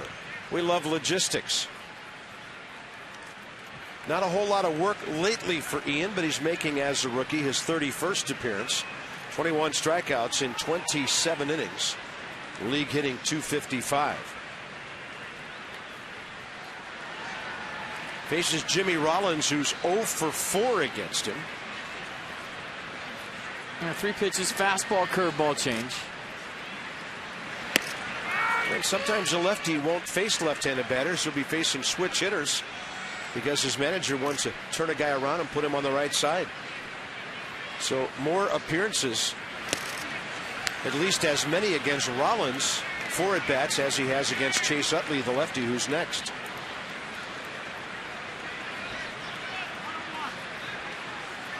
Rollins tonight 0 for 3 and in this series. Now 1 for 8. Bryce Harper over to get it. In his haste to pick up the ball, couldn't handle it. And Rollins will have a leadoff double here in the 7th. I think Bryce thought if he picked it up cleanly, he had a shot. The way he's throwing, probably has a shot against anybody. 450th career double for Jimmy Rollins. Yeah, just got the changeup out in front, wrote it down the left field line. And talking to Davey Johnson before the game today, he was talking about the bullpen, or the side of the bullpen that comes in when the game is tied or the Nats are behind. And to where that really hasn't, that side of the bullpen hasn't got the job done like it did last year. And that part of the bullpen for me and for a lot of managers is just as important as the side of the pen that comes in when you have a lead, to keep things right where it's at, to keep it a 3-run deficit, to keep it a 2-run deficit, to keep the game tied and not let it get farther away.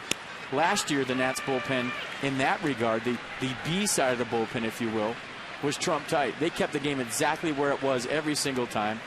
And it's a very important role that wasn't as sharp this year as it was last. Chase Utley trying to get around to pitch and pull it to at least move the runner. And on a swing and a miss, it'll get away. And Rollins goes to third with nobody out. That'll be a wild pitch, even though it was a swinging strike.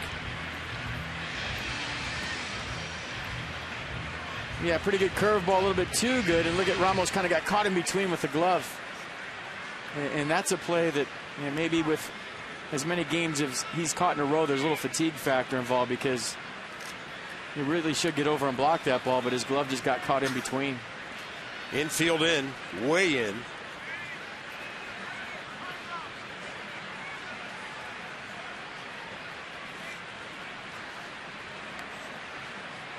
I mean, there's a reason why he's at or near the top of games caught in a row with where he is. It's such a low number because it's hard. Hard to put that gear on every day and get beat up back there and get in that squat.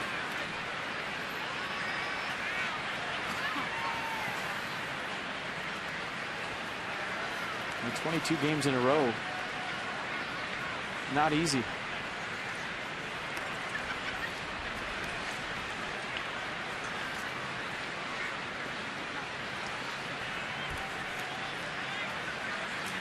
Oh, 2 to Utley. And he'll just guide it up the middle and drop it into center field. Rollins was tagging. He makes it home to score. And the Phillies lead 5-1.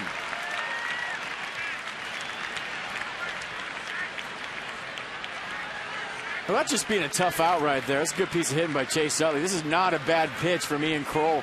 Curveball down away. See Ramos going out there to block it. The ball nowhere near a strike. And Utley just reaches out there. And just to give you an idea how far he had to reach for that ball, he was on the infield grass and about 2 steps straight out from home plate after he made contact. Just served it out there for the RBI. So Ian Kroll done after giving up a couple of hits. Nats now down by 4, and here comes rookie Eric Davis.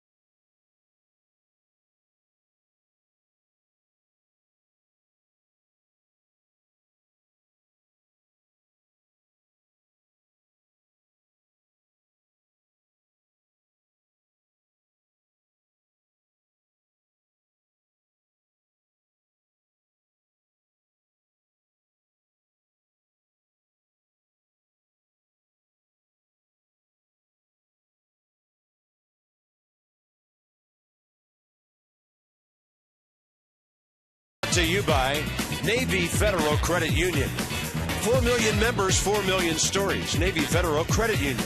And by Kia. Visit Kia.com to learn why Kia is one of the fastest growing car brands in America. Might be a side of the ballpark some of you have never seen. Over on Potomac Avenue, the first base gate. Most fans come right down through the center field gate.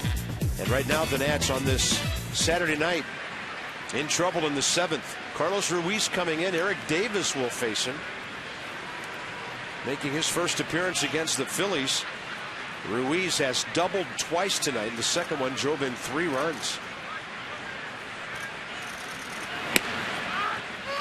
Two-seam fastball right there, average 93. Curveball change to go with it. Pretty good change at 84.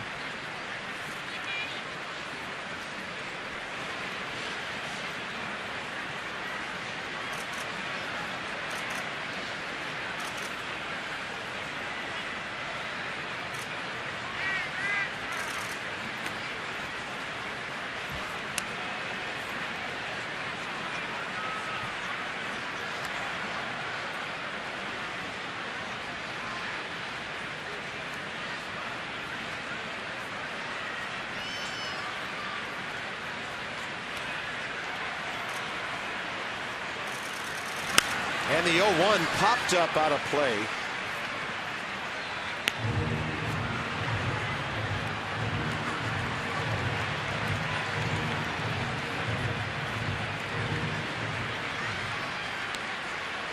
'26-year-old right-hander from San Jose.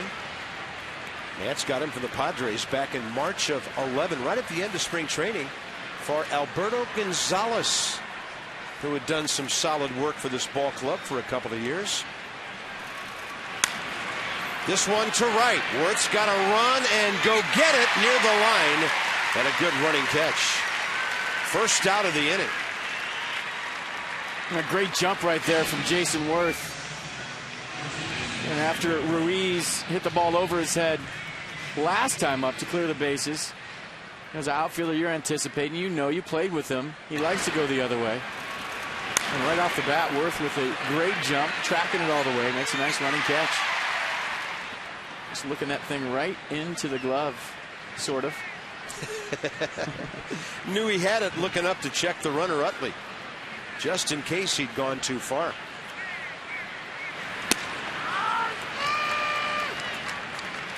Darren Ruff, 8.76, the pattern of his fly balls tonight.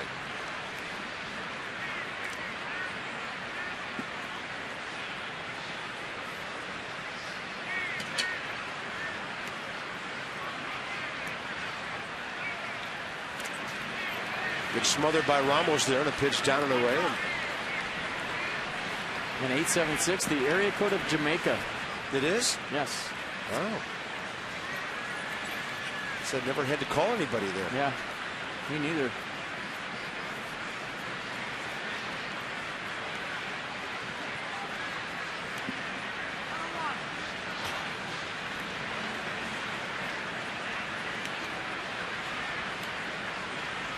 Runner goes. Utley, good jump, but a foul.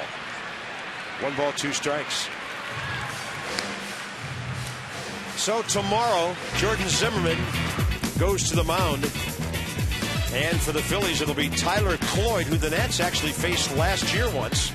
Braves are in Monday. Dan Herron, Mike Minor. Tanner Roark, Freddie Garcia Tuesday. And then the Nats to be determined against left-hander Alex Wood on Wednesday before the Marlins come in for a 4-game series to close out the home schedule. That's our next 5. Runner holding this time, and Ruffa swinging a foul tip strikeout. Eric Davis moving that ball away from him nicely. Mercedes-Benz will follow it outside. Well, we were talking about earlier, you go the other side of the plate against Ruff to a pull swing. Good fastball at 94. See the 2-seam action, just trying to come back, catch that outside corner, and Ruff late. They're talking about Cloyd tomorrow. His last time out against the Padres lasted just 4 innings, gave up 9 hits and 7 runs. Here's Cody Ashe, who's had a no-contact night. Time requested by Wilson Ramos.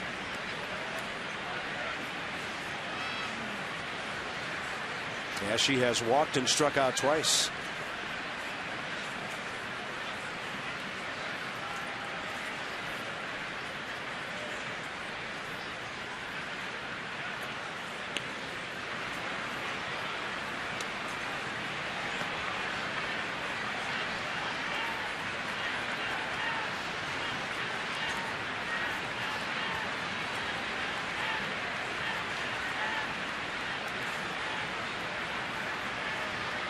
Target away. And that ball drilled to the gap. Span trying to get there, and he can't. And the Nats get a break as it bounces into the bullpen, stopping Chase Utley at third. Huge break. And we always talk about staying in grand slam range. Well, that would have been the 6th run for the Phillies. They'd had a 5-run lead. And if this ball stays in the ballpark, Chase Utley scores easily. Nice swing right here by Ashe, showing he's got some opposite field pop, splitting the gap perfectly, and bounces over the fence.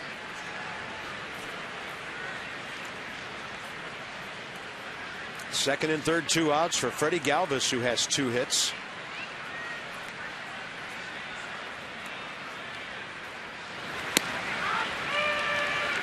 The run in this inning that has scored, charged to Ian Kroll, also responsible for Utley.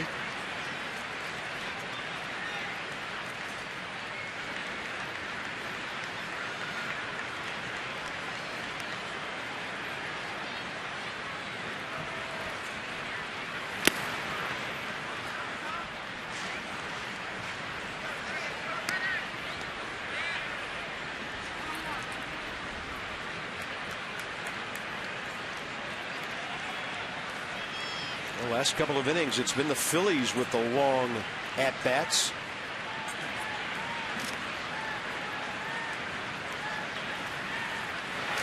And a 1-1 hooked, and Tyler Moore right there. Phillies get a run to lead 5-1. 7th inning stretch brought to you by the Hyundai Clearance Countdown. Visit your local Hyundai dealers this weekend or next week. The Nats have to battle back from a 4-run deficit.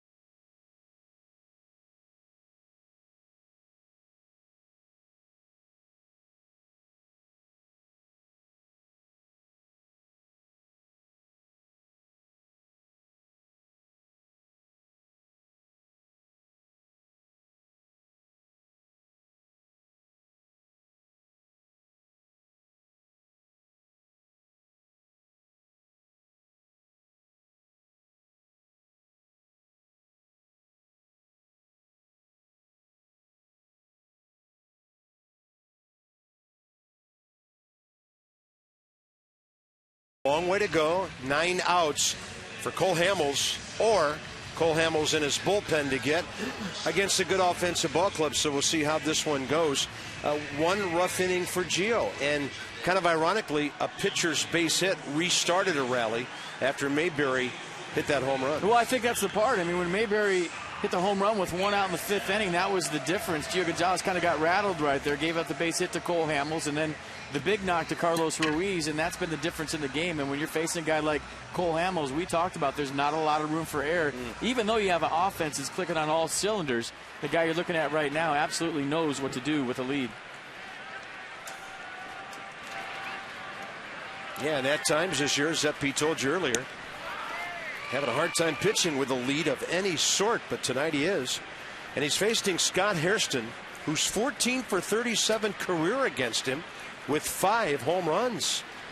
Hairston trying to jump start the dugout here in the number 9 spot. Pinch hitting for Eric Davis.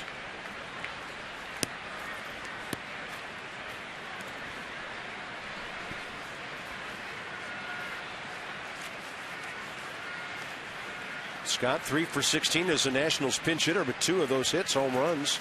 He's driven in 5, and now he's got himself another pinch hit. Good start. Bottom of the 7th. May get the Phillies bullpen going. And just like we promised earlier in the game, it's not just a good time. It is Miller time, and it's spanning.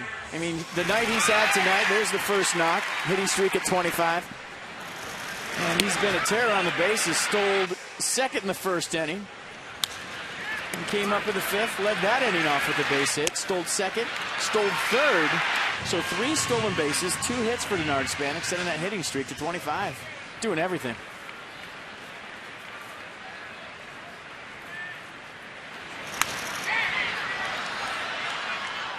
.40 base hits during his hitting streak now. Career high 3 steals tonight. And if he finds a way to get aboard, this thing tightens up in a hurry.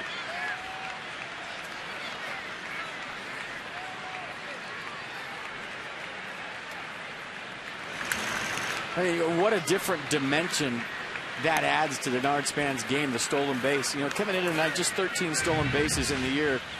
He never really has gotten into that hot streak, that groove that base stealers get into, to where, you know, a true leadoff hitter gets on, all of a sudden he changes the way the whole inning is because of his speed. But you got a glimpse of what Denard Span could be like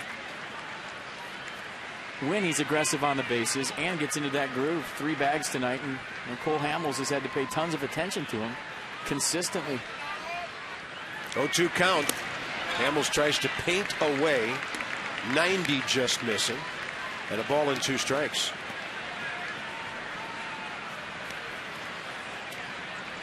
Well, he is durable. There's no doubt about that. Trying to go 7 innings for the 18th time this year. He would have gone longer in some ball games where they had to take him out for a pinch hitter because Phillies were often behind. That's close. He tried to go inside paint. And some good takes by Denard Span to get the count back even. Way through the cutter under his hands. Coming right at Denard Span. Cut very late and almost got the inside corner.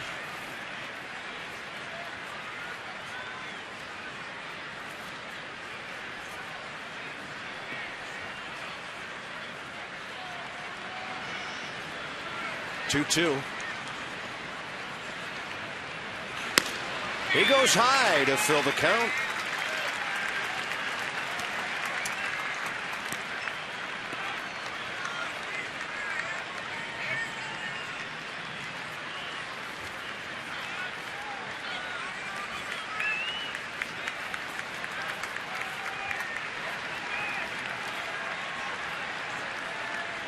Hairston short lead. Yeah, down by 4, going nowhere. Span with another base hit. Hairston's got to hustle to second, and he gets in there. I don't know what he was doing. It was a ground ball, and he went back to first. Yeah, it's almost as if he was playing the line drive to get through, but there was no fielder anywhere near that ball. Well, maybe from up here, it looked more like a ground ball than it really was, and Hairston had to freeze. But Denard Span said, "What are you doing, dude? You almost cost me a knock and a base runner." Hey, he saw the line drive, froze on it, and had to hustle to barely get into second base. And Denard Span go, "What are you doing, dude?" And if he's out at second base, obviously that cost Denard Span a base hit. But hey, all is good. And now we have a guy that's had trouble keeping the ball in the ballpark, and Ryan Zimmerman up down by 4. Randy Norrie saw that shot right there. He's trying to look underneath the rail into the Phillies bullpen to see who's warming up. Straight across the field. Well, we can tell that it's Justin DeFreitas. Now the tying run is in the on-deck circle as Ryan Zimmerman steps in against Cole Hamels. A walk 0 for 2 tonight. But he has 3 career home runs and 6 RBIs against the Phillies ace. Base hit. Hairston around third. Trent Jewett has to hold him. Bases loaded. Nobody out. For the first time tonight, the line is moving, folks.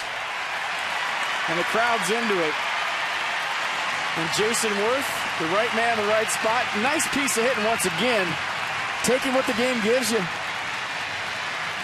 Scott Hairston started up with a line drive single. Denard Span smoked a line drive to right field. And now Ryan Zimmerman using the hole over there as well, loading the bases up for Jason Worth as a tie and run. Game on.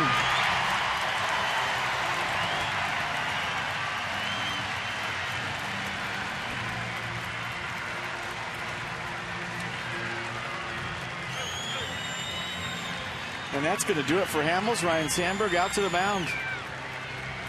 Hamels was cruising. He'll now go 6+ and give up 8 hits. He had only given up 2 hits since the 3rd inning. And the Nats on him here in the 7th. So into the Philly bullpen. This one goes. 5-1. Too close to call.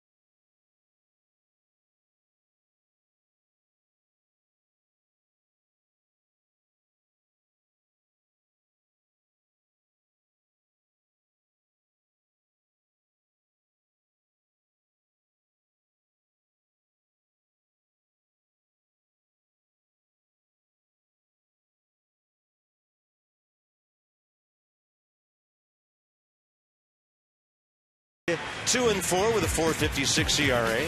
As FP told you, 7 runs, 4 innings last time out against San Diego. Jordan Zimmerman looking for number 18. He's won his last 2 starts on the road at Philly and New York, trying to get some home cooking tomorrow. We're hoping the Nats will be going for a sweep. This inning could decide how close they come to doing that. 1 o'clock, Nats Extra tomorrow. Rick Stew on the top step of the dugout. He's got the scouting report for Jason Worth on Justin DeFreitas. And maybe he's telling them, hey, this fastball slider guy probably won't see a changeup. And that righties are hitting .306 against DeFreitas this year, 34 for 111. Weird that he's held lefties to a 163 average, is 7 for 43. So righties seeing him good, and Ryan Sandberg going with a right-on-right matchup. He probably likes a DeFreitas slider versus Jason Worth, but the numbers would say that righties hit him better. And Worth has hit right-handers over .320 this year. And the crowd on their feet, and it is loud in here, folks. Ryan Matthews has been warming up, but a big hit here would get Tyler Clippard busy. In fact, he's starting to play catch. Bases loaded, nobody out. Worth the hitter.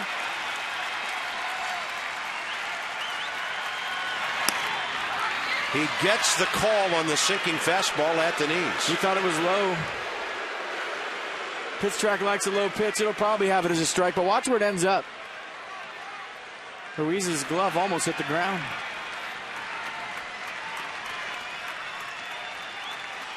Worth against DeFreitas, 4 for 6 career. And a bouncing ball high and coming home for the force. I don't know why Ruiz tagged the runner, but once that ball bounced high, Ashe figured no double play, might as well get the lead guy. First out.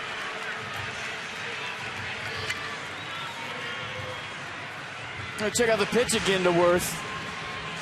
It looks like it was down and away and he pulled it. So maybe thinking he was going to get something in, didn't.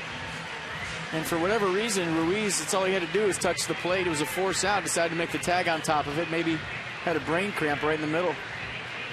Now it's Ian Desmond's turn. You know what also? Maybe he couldn't feel the plate under his shoe and didn't know if his foot was on it or not. It's not like another base to where it's elevated. You can really feel it. Good call, yeah. Maybe he didn't trust the fact of where his foot was and decided to double it up and make a tag. So Tyler Clippard on the left, if the Nats can make a big comeback here. Ryan Matthews has been warming up for quite some time. The hitter, Desmond, 0 for 2 career with a walk against Justin DeFreitas. And that's a swing and a miss, but the runners can't go because Ruiz kept it close enough. Saw Ryan Zimmerman, by the way, take a big break off a second, but it's all dictated by Span at third. Yeah, nowhere near the slider. Desmond thinking he was going to get a first pitch fastball. Got a slider in the dirt. Ruiz like a cat, pouncing on that ball quick.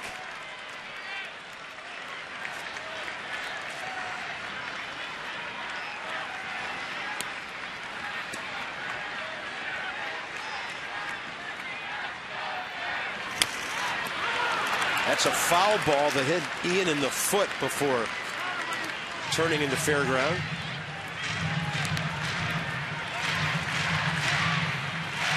Well, Ruiz going to go out there and talk to DeFreitas, saying, look, there's 2 ways we can go here. We got that fastball off the plate in, back to the slider, kind of move his feet. But then you run the risk of hitting somebody with the bases loaded. I think, obviously I could be wrong, they're going to triple up on the slider, maybe bounce one here and trust Ruiz to block it. Ian Desmond won Grand Slam against the Phillies June 19th on the road to win an extra inning game. Jimenez the lefty, Rosenberg the right-hander.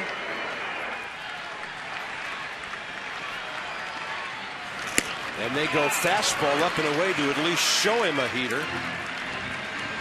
That's one way to do it, go fastball away and then try to back it up with a slider. But I think the out pitch right here for the Phillies and DeFreitas is that slider. Just can't leave it over the plate.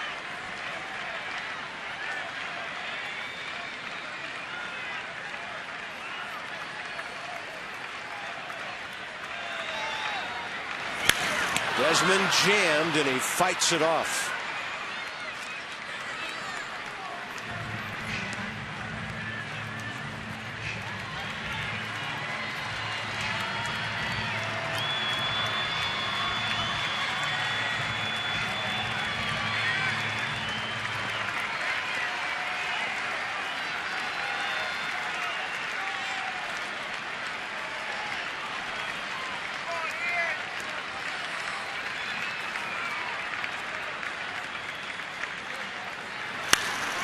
Desmond in the air to center. It'll be deep enough for 1 run. Zimmerman tagging at second. It's a 5-2 game. And he's Ian Desmond right now shaking his head at first base saying, I got that. I don't know how that stayed in here. That's a warm weather home run, a cool weather sac fly, because he hit that ball as good as you can hit it. We talked about how big this ballpark is playing the last couple of nights as the weather's kind of cooled off. And he squared that ball up, and I thought he had him. A little bit too high, and wind's kind of blowing in from left field across to right field like it was last night. Knocked it down. Good at bat with 2 strikes to get the run in. But I'm sure if you run down there and ask Ian Desmond right now, he thought it was going to be a lot more than that.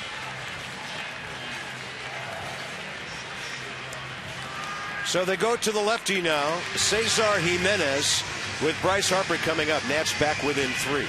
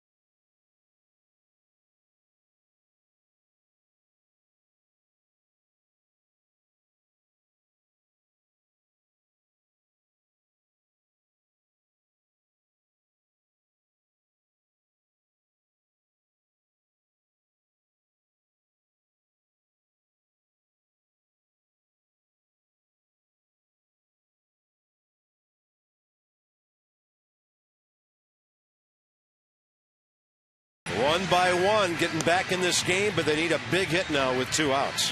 It'll be a lefty-lefty matchup with Cesar Jimenez, who came in for one batter last night and struck out Adam LaRoche.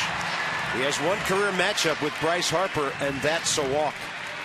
Yeah, 3-pitch guy, fastball, slider, changeup. Bryce Harper will probably see just the fastball and the slider, changeup to right-handers.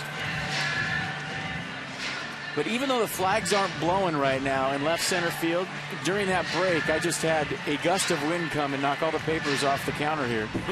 So up high, the wind is blowing, and I'm sticking to that. I'm sure Ian Desmond will tell you after the game, he hit that ball as good as you can hit it. Went nowhere.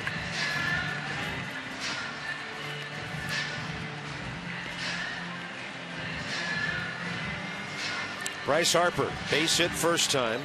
Ground ball, fly ball against Cole Hamels, who is still responsible for Ryan Zimmerman at third base. Tying run in the batter's box with Harper, who's hit 19 home runs.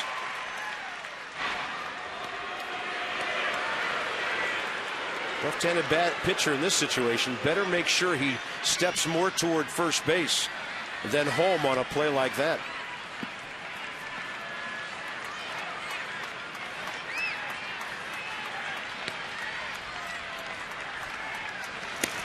Harper takes a high strike.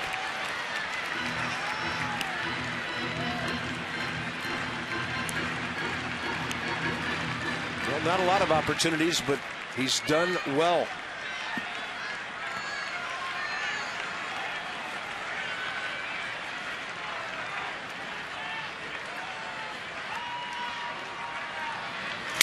Harper breaking his bat, and that's got a chance to make it 5-3.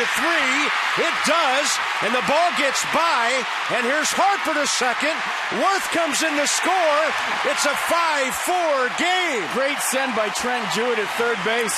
Never hesitated a bit, and as soon as the ball got past Hernandez in center field, he waved Worth all the way around. That's a great send by the Nats third base coach.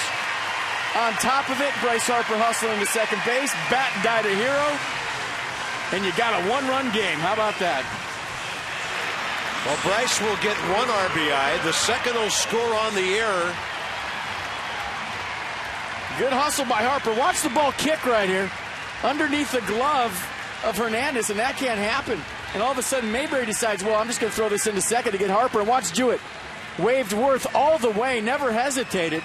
So Jason Worth all the way around from first base scores, A, with the hustle, and B, by great guidance from his third base coach. And how about Bryce on the backside getting the tying run into scoring position? All around great play right there for the Nationals. Wow. Are you kidding me? Well, the Nats have made this a one-run game. Ryan Sandberg is making a double switch. Dominic Brown's already gone to left field. Now the Nats are almost back even.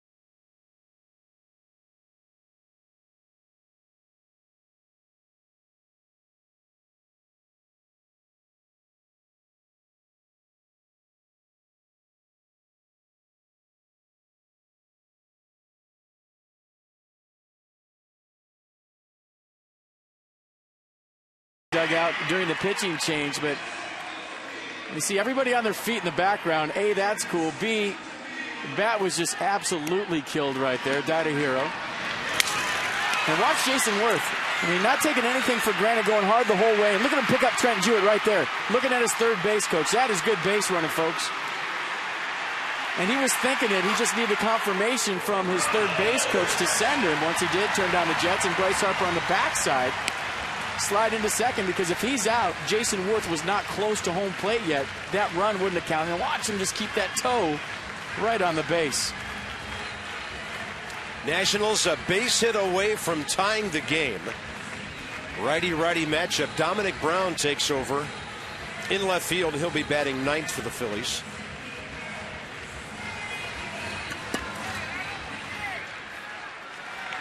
And yeah, it's still only the seventh inning. Ramos and Rosenberg. First time they face each other. And a throw in behind, and Bryce Harper has to keep on going. And he's at third base with 2 outs. That is living dangerously, folks. I mean, there's no way that the Phillies are going to throw out Bryce Harper on a base hit, but you see Jimmy Rollins coming in the backside. He set him up, went to third base, and a huge gamble right there, and it pays off for Bryce Harper. I'm not sure it's the smartest play in the world, but it worked out nicely. Ninth steal of the year. It'll look brilliant if a slider in the dirt goes back to the screen. So the Nats 90 feet away from tying the game. Well, the thing is, Carver, excuse me, is that if he goes back, he's out. So he knew that he was too far off. He saw the throw coming, and he just took off to third base. Run till they tag you.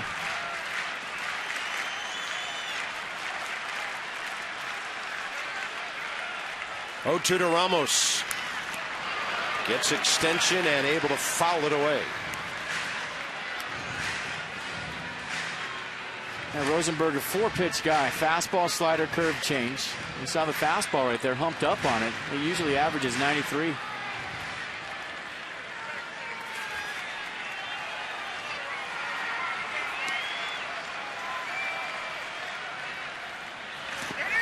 And Ramos looks at the breaker. 80, smothered by Ruiz. And when you talk about getting to third base with 2 outs, there's a lot of things it does. And it'll get in a pitcher's head to where they'll elevate off speed, especially when it's a tie and run. It's a big red on third base because they don't want to bounce it. Good stop by Ruiz right there, but you're just not throwing the off speed with as much confidence as you would with a runner on second versus a runner on third, especially this late as the tie and run.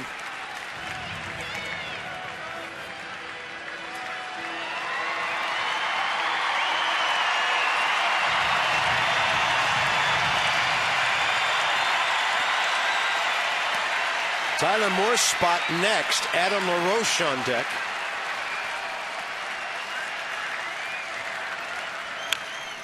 And Ramos hanging in there. Boy, Ruiz wanted that elevated, about let her high. And Rosenberg left it down in the zone. It was 95 off the plate. But that's not where Ruiz wanted it.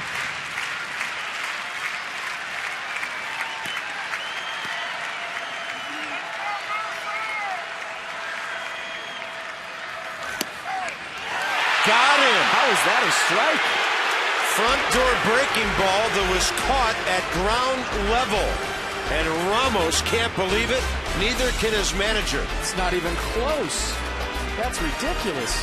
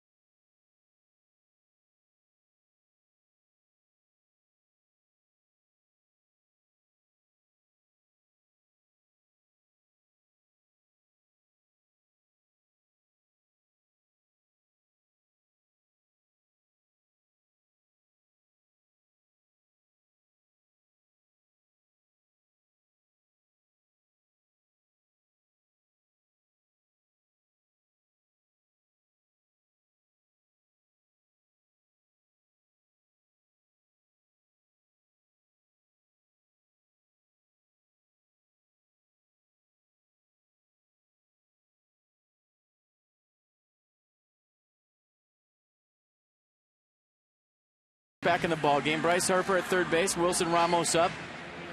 I mean, the pitcher says it all. I really don't have to say anything. Other than I really can't help myself, and that's probably the worst strike call I've ever seen. At least this year. I mean, it's part of the presentation. You see Davey Johnson right there saying, are you kidding me? His glove hit the ground. And Ruiz got fooled by the pitch a little bit. But anytime a catcher's glove hits the ground, generally speaking, it's not called a strike. And I'm sure if you ask Jim Joyce right now, he's realizing that wasn't close and he missed it.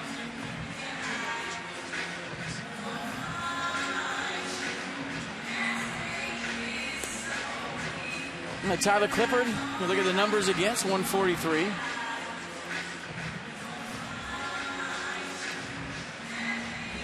Fastball, curveball, cutter, change. 4 pitches.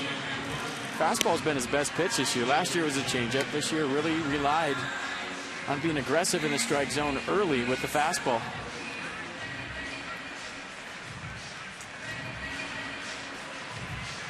Interesting, the Nats were going to make a double switch and put LaRoche in at first to lead off in the bottom of the 8th.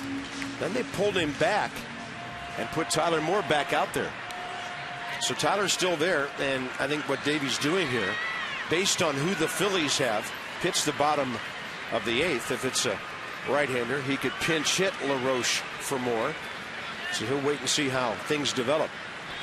Right now, Tyler Clippard to keep this thing close.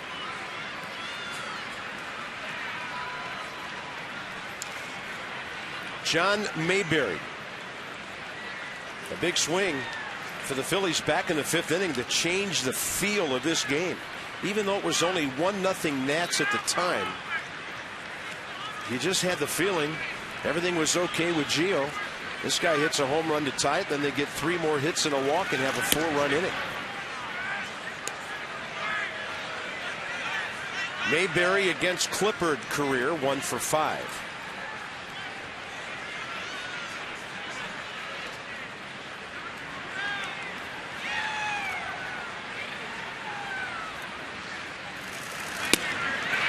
Fastball up, unreachable.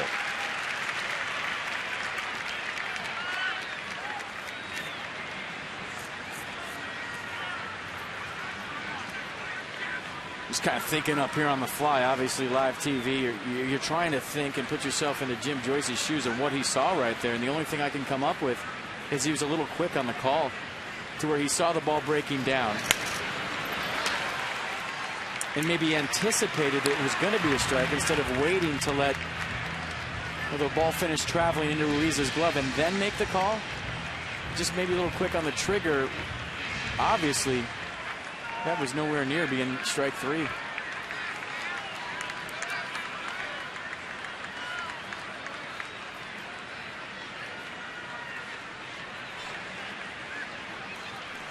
One ball, two strikes to Mayberry. And Clippard goes with the breaking ball. Slow bouncer. Desmond scoops it up. First out, top of the eighth. MLB Ballpark Empire, the video game that puts you in the owner's suite. Now available for iPhone and iPad. Build your stadium, make the decisions to guide your team to the Fall Classic. Download MLB Ballpark Empire free. You can do that right now. Data and usage rates may apply.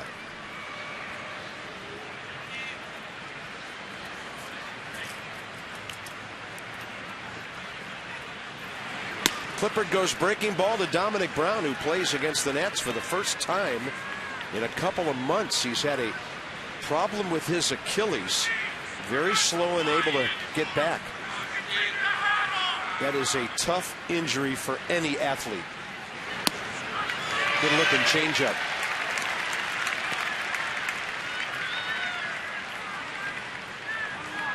Dominic Brown against Tyler Clippard, 2 for 6 career with a home run.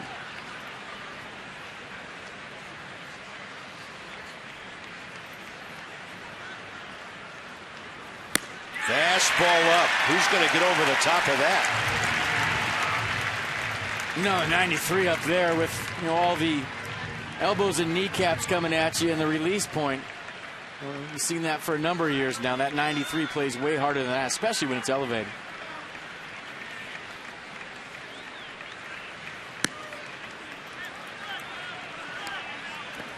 And it's up to Clippard to get his ball club back in the dugout, keep that momentum on the Nationals side that they built in the bottom of the 7th with those 3 runs. Yeah, good thing about that is lots of time left now. A lot of pressure will be on the Phillies bullpen. Clippard keeping that ball breaking down and into the left-handed batter. 2 balls, 2 strikes. Dominic Brown is still 4th in the league in home runs with 27 and 10th in RBIs with 81, despite missing lots of time.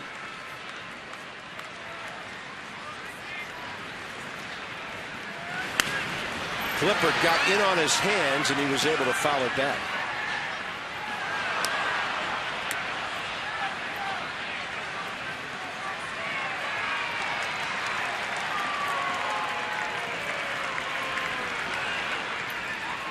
A souvenir.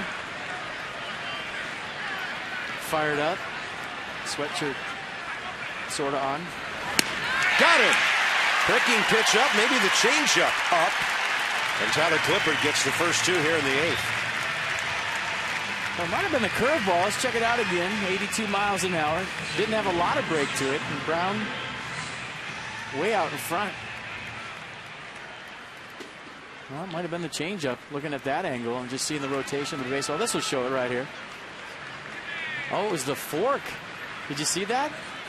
Man, that thing's almost got knuckling action to it. That's why we're guessing. It's a pitch that Tyler Clippard just added in the bullpen a couple of days ago. Brought it out in the game, and he used it in a big situation in a 1-run game to get the strikeout. How about that, Cart?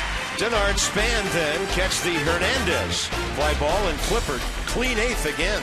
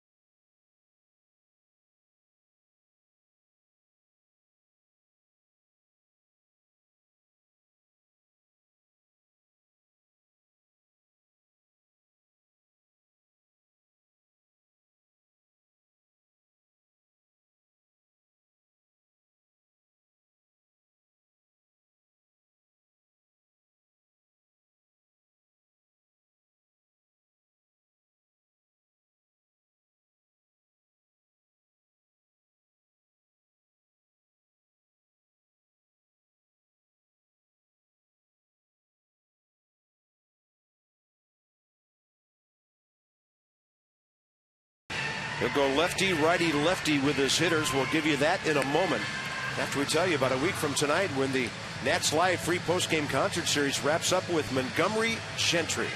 After the 7:05 game next Saturday against the Marlins. Some of the tickets start at just $10. Nationals.com/Nats Live. You must have a valid ticket that says September 21 to listen to the music. Well, the Nats are 10-2 since the Gavin DeGraw concert, so he brought a lot of luck into Nats Park. Well, here's a guy who likes a little country western action. Chad Tracy. Batting for Tyler Moore. And I think what Davey's doing here, he's holding LaRoche for the number 9 spot in case there's a base runner or two, and he wants one of his key RBI guys up there. We'll see how he plays it, but he's talking to Adam right now, but I also noticed Corey Brown lurking back there as well. So with Tracy right now, and Chad on the year, 10 pinch hits, 2 homers, 4 RBIs. B.J. Rosenberg still in the game for the Phillies after he got that big call for them for the strikeout. Tracy's 1 for 2 career against him, and Chad no problem taking that 3-0.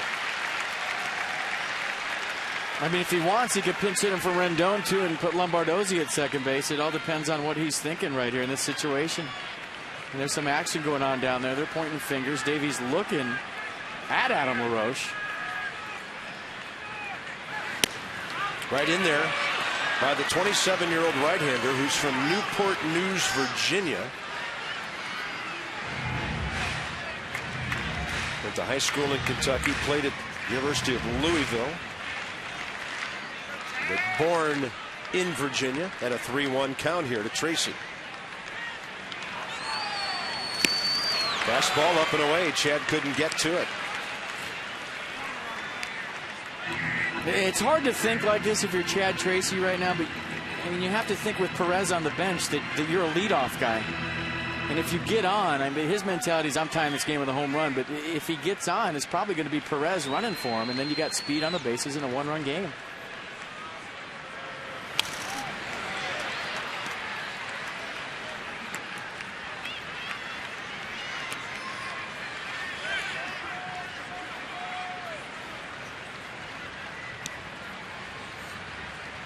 Yuri Perez can fly. It doesn't look like he has a helmet on. 3-2, and Tracy takes the walk. Well, it could be Coburnis. We'll see what Davey does. Looks like Jeff Coburnis is coming out to be the pinch runner.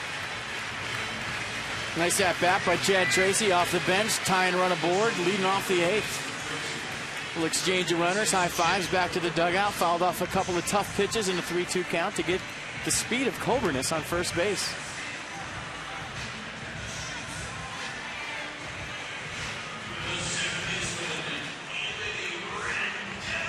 See how they want to play this. You go bunt right here, you go hit and run right here, you play it straight. A lot of things you can do. Go straight steal if you want to, based on the times of Rosenberg. Yeah, and right now, Lombardozzi's the man on deck, as you mentioned, could happen. Instead of LaRoche. Tying run aboard, bottom of the 8th. Nats playing for the tie at home, and that spun Rendon right out of there. So a lot of managers in this situation will take off the bunt because Rosenberg hasn't shown that he can get in the strike zone consistently, and it's hard to give up an out to a guy that you're not sure if he's going to throw strikes.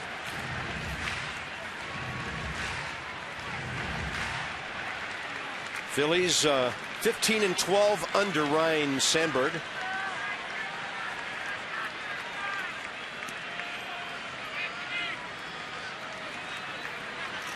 Rendon lays down a beauty. Coburnis easily to second base. That'll be 1-3 on the sacrifice. Tying run, scoring position. Nicely done. Lombardozzi, the next batter. At the stroke of 10, Things happening quickly here at Nationals Park, thanks to that rally. And by the way, can't discount what Scott Hairston did last inning, getting the pinch hit off the bench to lead off the inning. That really got things moving, with Span following him up. Or the fact that when he broke back to first base on the Span single, that he advanced to second because it was close. If he's out there in a force out, that takes the wind out of the sails, the air of the balloon, that whole inning.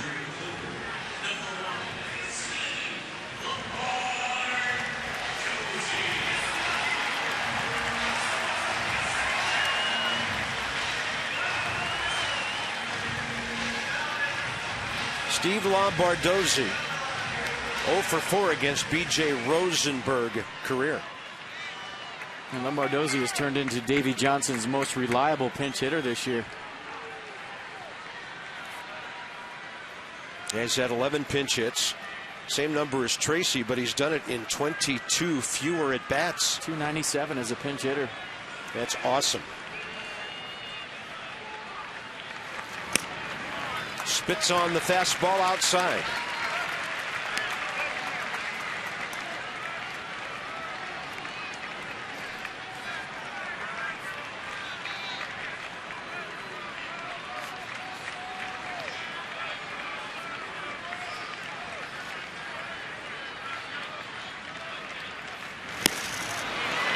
Rosenberg gets that thing in there at 95.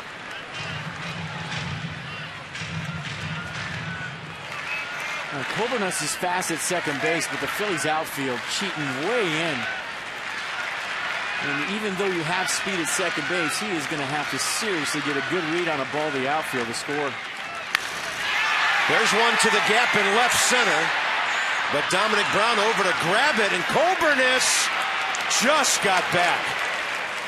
Reading that as if he thought it was going to fall. And that is close. Yeah, second base. Watching that play develop, I was saying to myself, where is he going? I mean, you want to go belly to the baseball as a base runner there. Watch the outfielders go for the ball. Generally speaking, you'll get as far as you can off the base, but look at that last 2 hops. That's way too far, and he has to scramble back. And just by speed alone, keeps the inning alive in the tie-in run at second base, but he was way too far off right there. Soriano, if the Nats tie it or take the lead, and Xavier Cedeno for Rollins and Utley if the Nats are still behind. I mean, if he would have got doubled up right there with the Nats' hottest hitter, Denard Span, not being able to have an opportunity to drive in the run, that would have been a huge mistake. Got back, and all is forgotten. This will be the Phillies' 4th pitcher in the last inning and 2/3 as Ryan Sandberg goes to get B.J. Rosenberg. So Span coming in, and a lefty for the Phillies in a 5-4 game.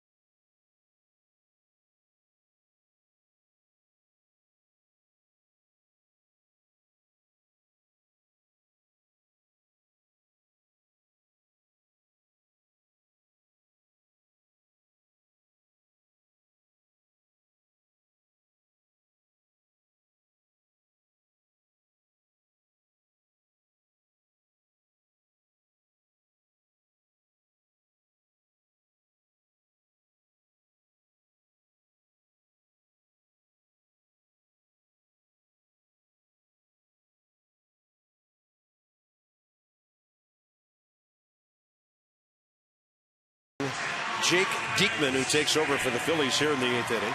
Span on a 3-for-4 night with a career best 3 stolen bases. Tonight's copyrighted telecast presented by authority of the Washington Nationals and may not be reproduced or retransmitted in any form. And the accounts and descriptions of this game may not be disseminated without the express written consent of the Washington Nationals. Expanded September rosters on display in this one tonight. Jake Diekman, 40th ball game. Denard Span career is 1 for 2 against him with a walk. And this could be a 1-batter appearance. If he doesn't retire Span, Phillies have another right-hander ready for Ryan Zimmerman. Diekman, a 3-pitch guy, fastball, slider change. Fastball averages 96 miles an hour. It can reach 100.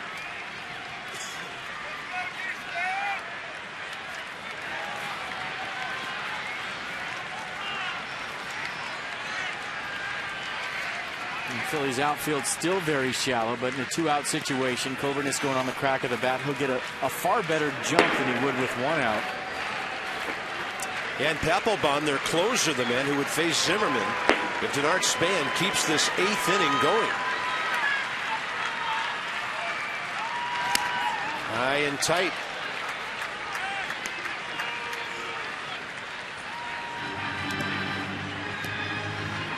Colbert has very good speed at second base with 2 outs.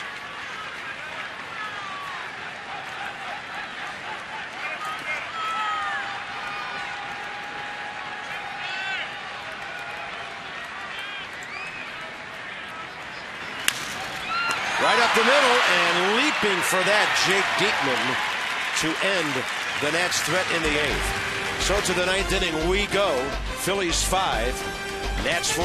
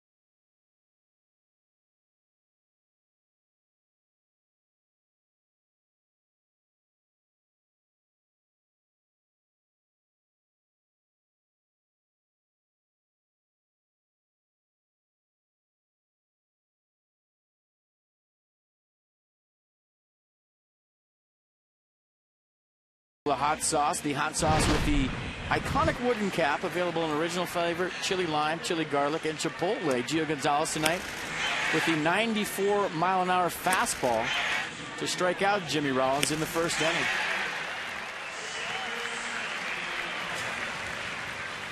So Adam LaRoche is in the game to play first base. It's a straight-up move, so he'll be batting 7th. A new pitcher, left-hander Xavier Cedeno, who will be making his 6th appearance. 3 1/3, 4 strikeouts. And a pretty good situational lefty lately. He'll turn Rollins around to the right side, then face Chase Utley. Yeah, last appearance Thursday against the Mets, pitched an inning, gave up no hits, no runs, struck out 2, walked nobody. Yeah, 4-pitch guy, fastball, slider, cutter, curve. And the fastball average 89 miles an hour. Visit Kia.com. Learn why Kia is one of the fastest growing car brands in America. So Jimmy Rollins, 1 hit in the series, but a damaging one it was. his run the difference in the game when he doubled 2 innings ago. Chase Utley has driven a run home tonight, sent Rollins home. And then Ruiz, of course, the big blow of this game back in the 5th inning, the 3-run double.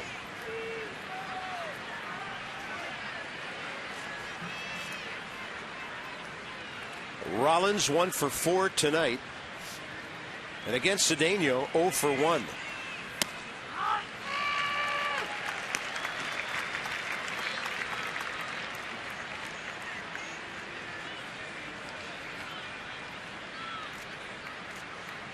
One thing for sure, Jonathan Papelbon will have his hands full in the bottom of this inning. Critical for Cedeno to keep it close, and that's a breaking ball in the dirt.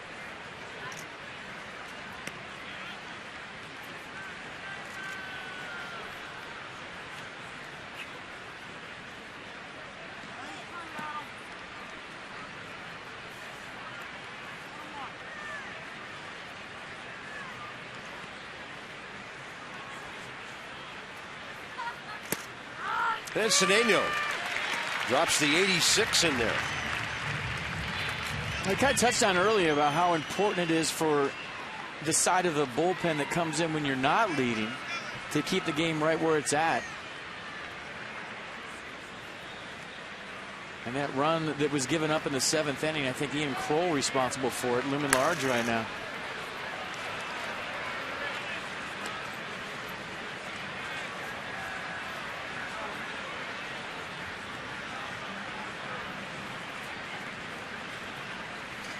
Yeah, Chase Utley drove that run in. Kroll gave up hits to Rollins, and Utley left the ball game. And a pretty good pitch by Kroll, too, that Utley just kind of reached out and served into center field. And the breaking ball moves the right-handed hitter back.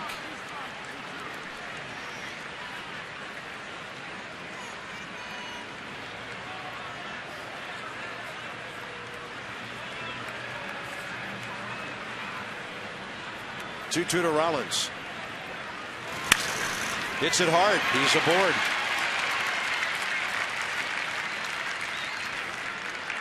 Phillies with their 13th hit of the night. Yet they lead by just a run. Next up, Chase Utley.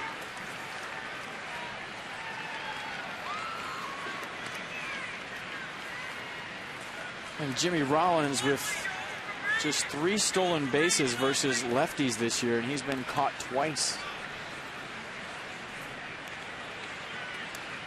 20 total steals. Utley a walk and a run scored in the 5th, and then the RBI blooper in the 7th. Cedeno with the fastball. Utley is 0 for 1 career against him with a walk.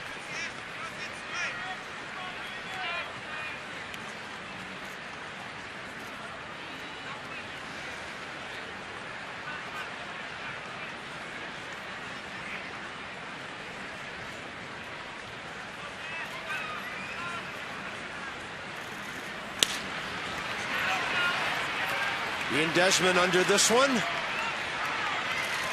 Ball drifting on him a bit as he makes the grab for the first out.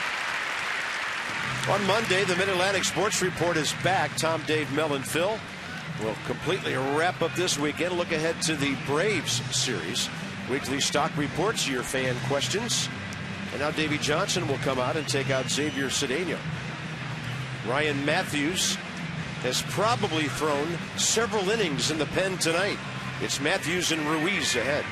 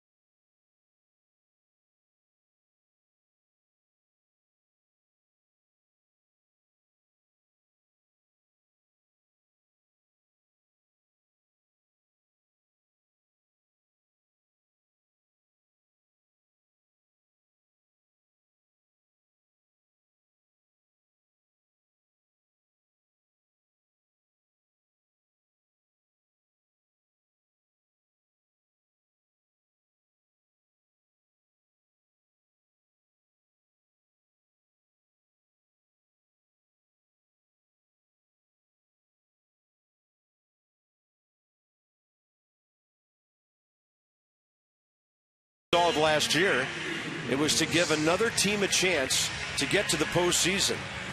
And I'll tell you one thing it has accomplished last year and this year. It has kept some fans excited, some ball clubs engaged, and some things happening right down to the last week of the season. The Nats 5 back of the Reds, who won today. Pirates beat the Cubs tonight. Cardinals lost to Seattle, so they're in a tie for first. But the Nats, thanks to the new wild card rule, very much in this thing right now. And the Pirates and the Reds play each other 6 of the last 10 games. And the Nationals are hoping that somebody takes charge of that series and goes 5-1. That's the way you jump right back into this. And if you stay within 5.5, you still have a chance. Ryan Matthews and Carlos Ruiz. Ruiz is 1 for 2 career against him. Jimmy Rollins, a running threat. More so now with the right-handed pitcher on the mound. He's 20 for 26 this year.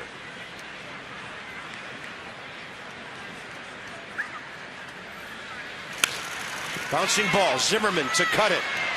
Rendon to turn it. 5-4-3. Here we go, bottom of the ninth. And one note as we go with Zimmerman, Worth, and Desmond coming up. Jonathan Papelbon has 7 blown saves this year, a career worst for him.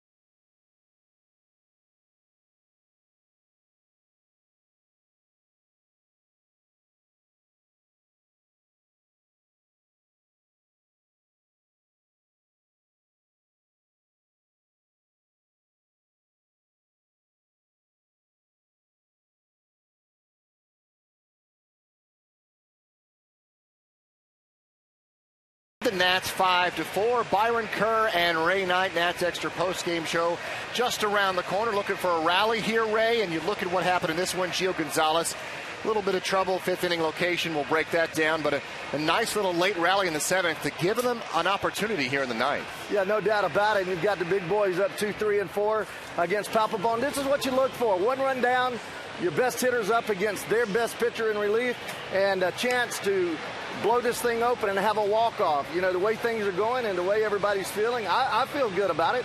Don't you? Absolutely. Let's walk this thing off and go to the house and maintain right where we were when we came into the day. Try to get back to 4.5. We'll break it all down for you. Hopefully, Bob and FP, the heart of the order will be the answer for the Nationals right now. Well, hoping for that. And Jonathan Papelbon has had some interesting moments against the Nats this season. Blew a save against the Nats on Wednesday, June 19th, when Desmond hit the extra inning grand slam. He had saved a ball game the night before that.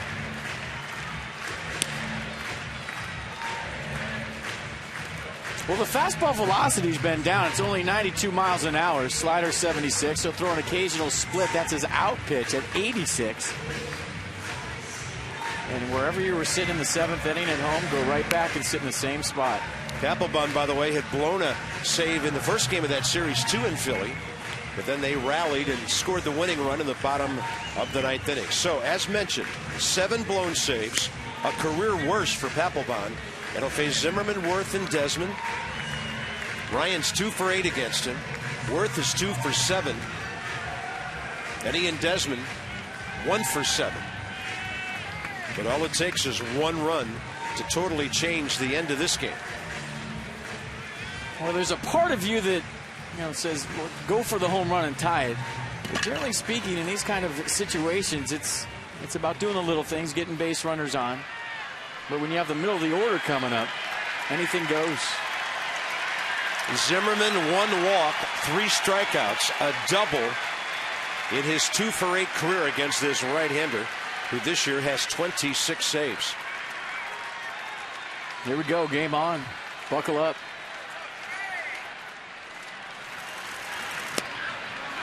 .91, well outside.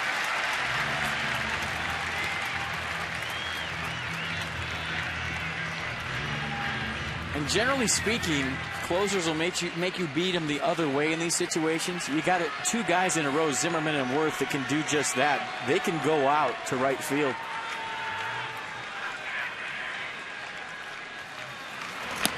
Runs that one back in there. And these 3 outs, the way it boils down right now, Worth a full game in the wild card race. The Nats will either be 4.5 or 5.5 back.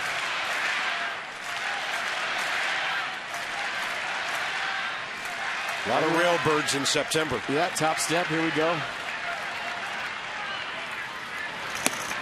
Low, 2-1. And they have that feeling that they really haven't had all year, meaning they know they're in every game. They've been finding ways to fight from behind.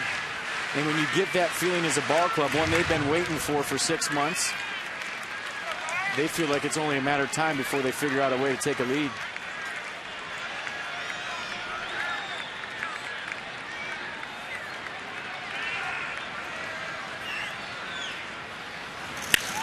Zimmerman jacks one to the wall and left. It takes a nice high bounce and gets him to second base. With the Phillies playing so deep, the thing you feared was that ball would hit the wall and go right to Dominic Brown, and he might have been able to hold Ryan to a single, but he got the big hop. Tying run, scoring position, nobody out. We're crowd into it. Ballpark rocking right now, and a leadoff double off the bat of Zimmerman. And Brown playing so deep, Carpy made a really good point that if that ball kicked to him, Ryan would have been held to a single. Rally lids on, everybody on their feet. They know what's at stake. Worth and Desmond the next two. Harper behind them. I'll tell you what, whatever happens right here in the ninth, this has been one heck of a baseball game.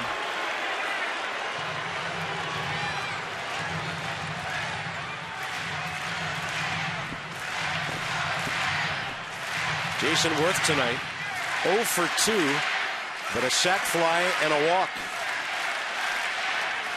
And against Papelbon, 2 for 7.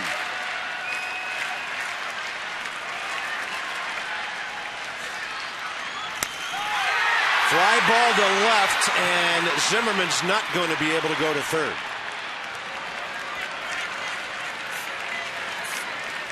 Well, he took a shot at winning it. And he was thinking walk-off. He knows he didn't get it, jammed him, just had enough movement in at the last second. Frustration, throws his bat down. No intention of moving Ryan Zimmerman. He was thinking, meet me at home plate.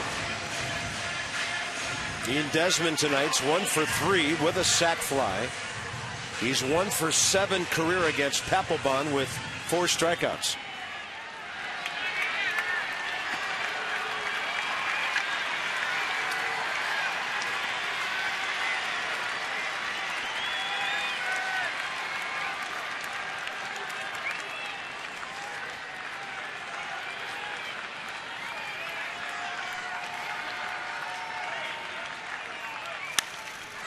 And that's high in the air, playable right field. John Mayberry, 2 outs. On the attack early, Worth and Desmond. It's up to Bryce Harper.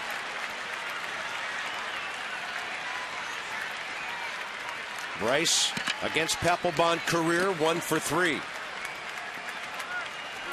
Well, even though Bryce represents the go-ahead run, with first base open, you wonder how they're going to approach Harper, and Ryan Sandberg going out to the mound to discuss it right here. A little powwow at the mound for the Phillies. And this is all about, what do you want to do right here, Carlos Ruiz? What do you think? And he's talking to his catcher more than his pitcher, and he didn't like what Papelbon had to say. Did you see that facial expression?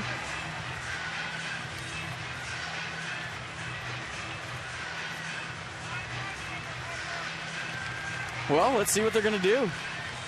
They're going to pitch him carefully. They're going to bounce some stuff up there. They're going to go right after him with first base open.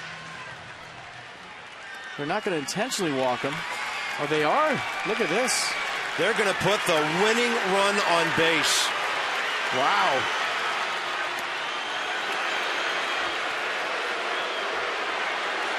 Well, let's see what the Buffalo has in store. There are some managers who just don't have the stomach to do this.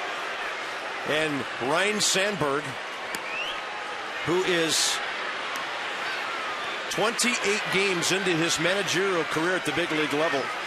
I don't know if he did this in AAA with the Cubs, but he's doing it in the big leagues right now. Well, the one danger, other than putting the go-ahead run on, you're putting the go-ahead run on with wheels.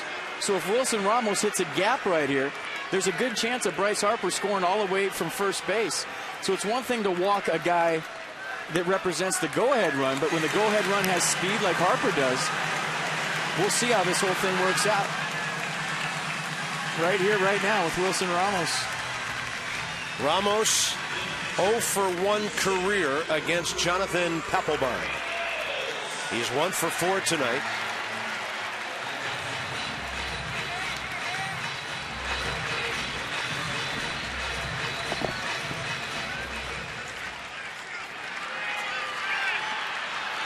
I mean, in all honesty, too, with the way that Wilson Ramos has been swinging versus Bryce Harper, I don't think Davey Johnson's really that upset with this move.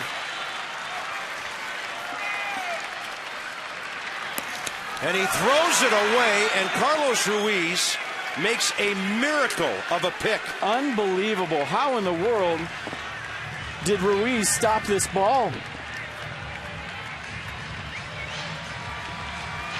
Watch this pitch.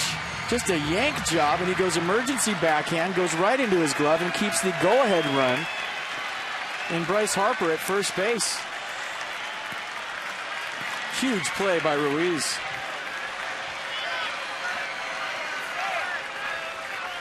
Left-handed hitting Adam LaRoche on deck.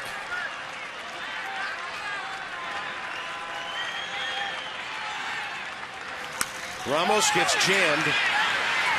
And the Nats praying it goes out of play, and it's about 3 rows over the screen.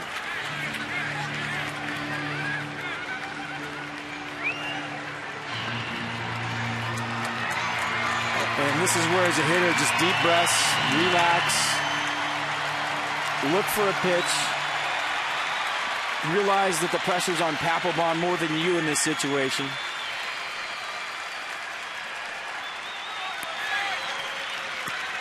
Ramos leads the major leagues in RBIs this month. And that's real easy to say with a tie on.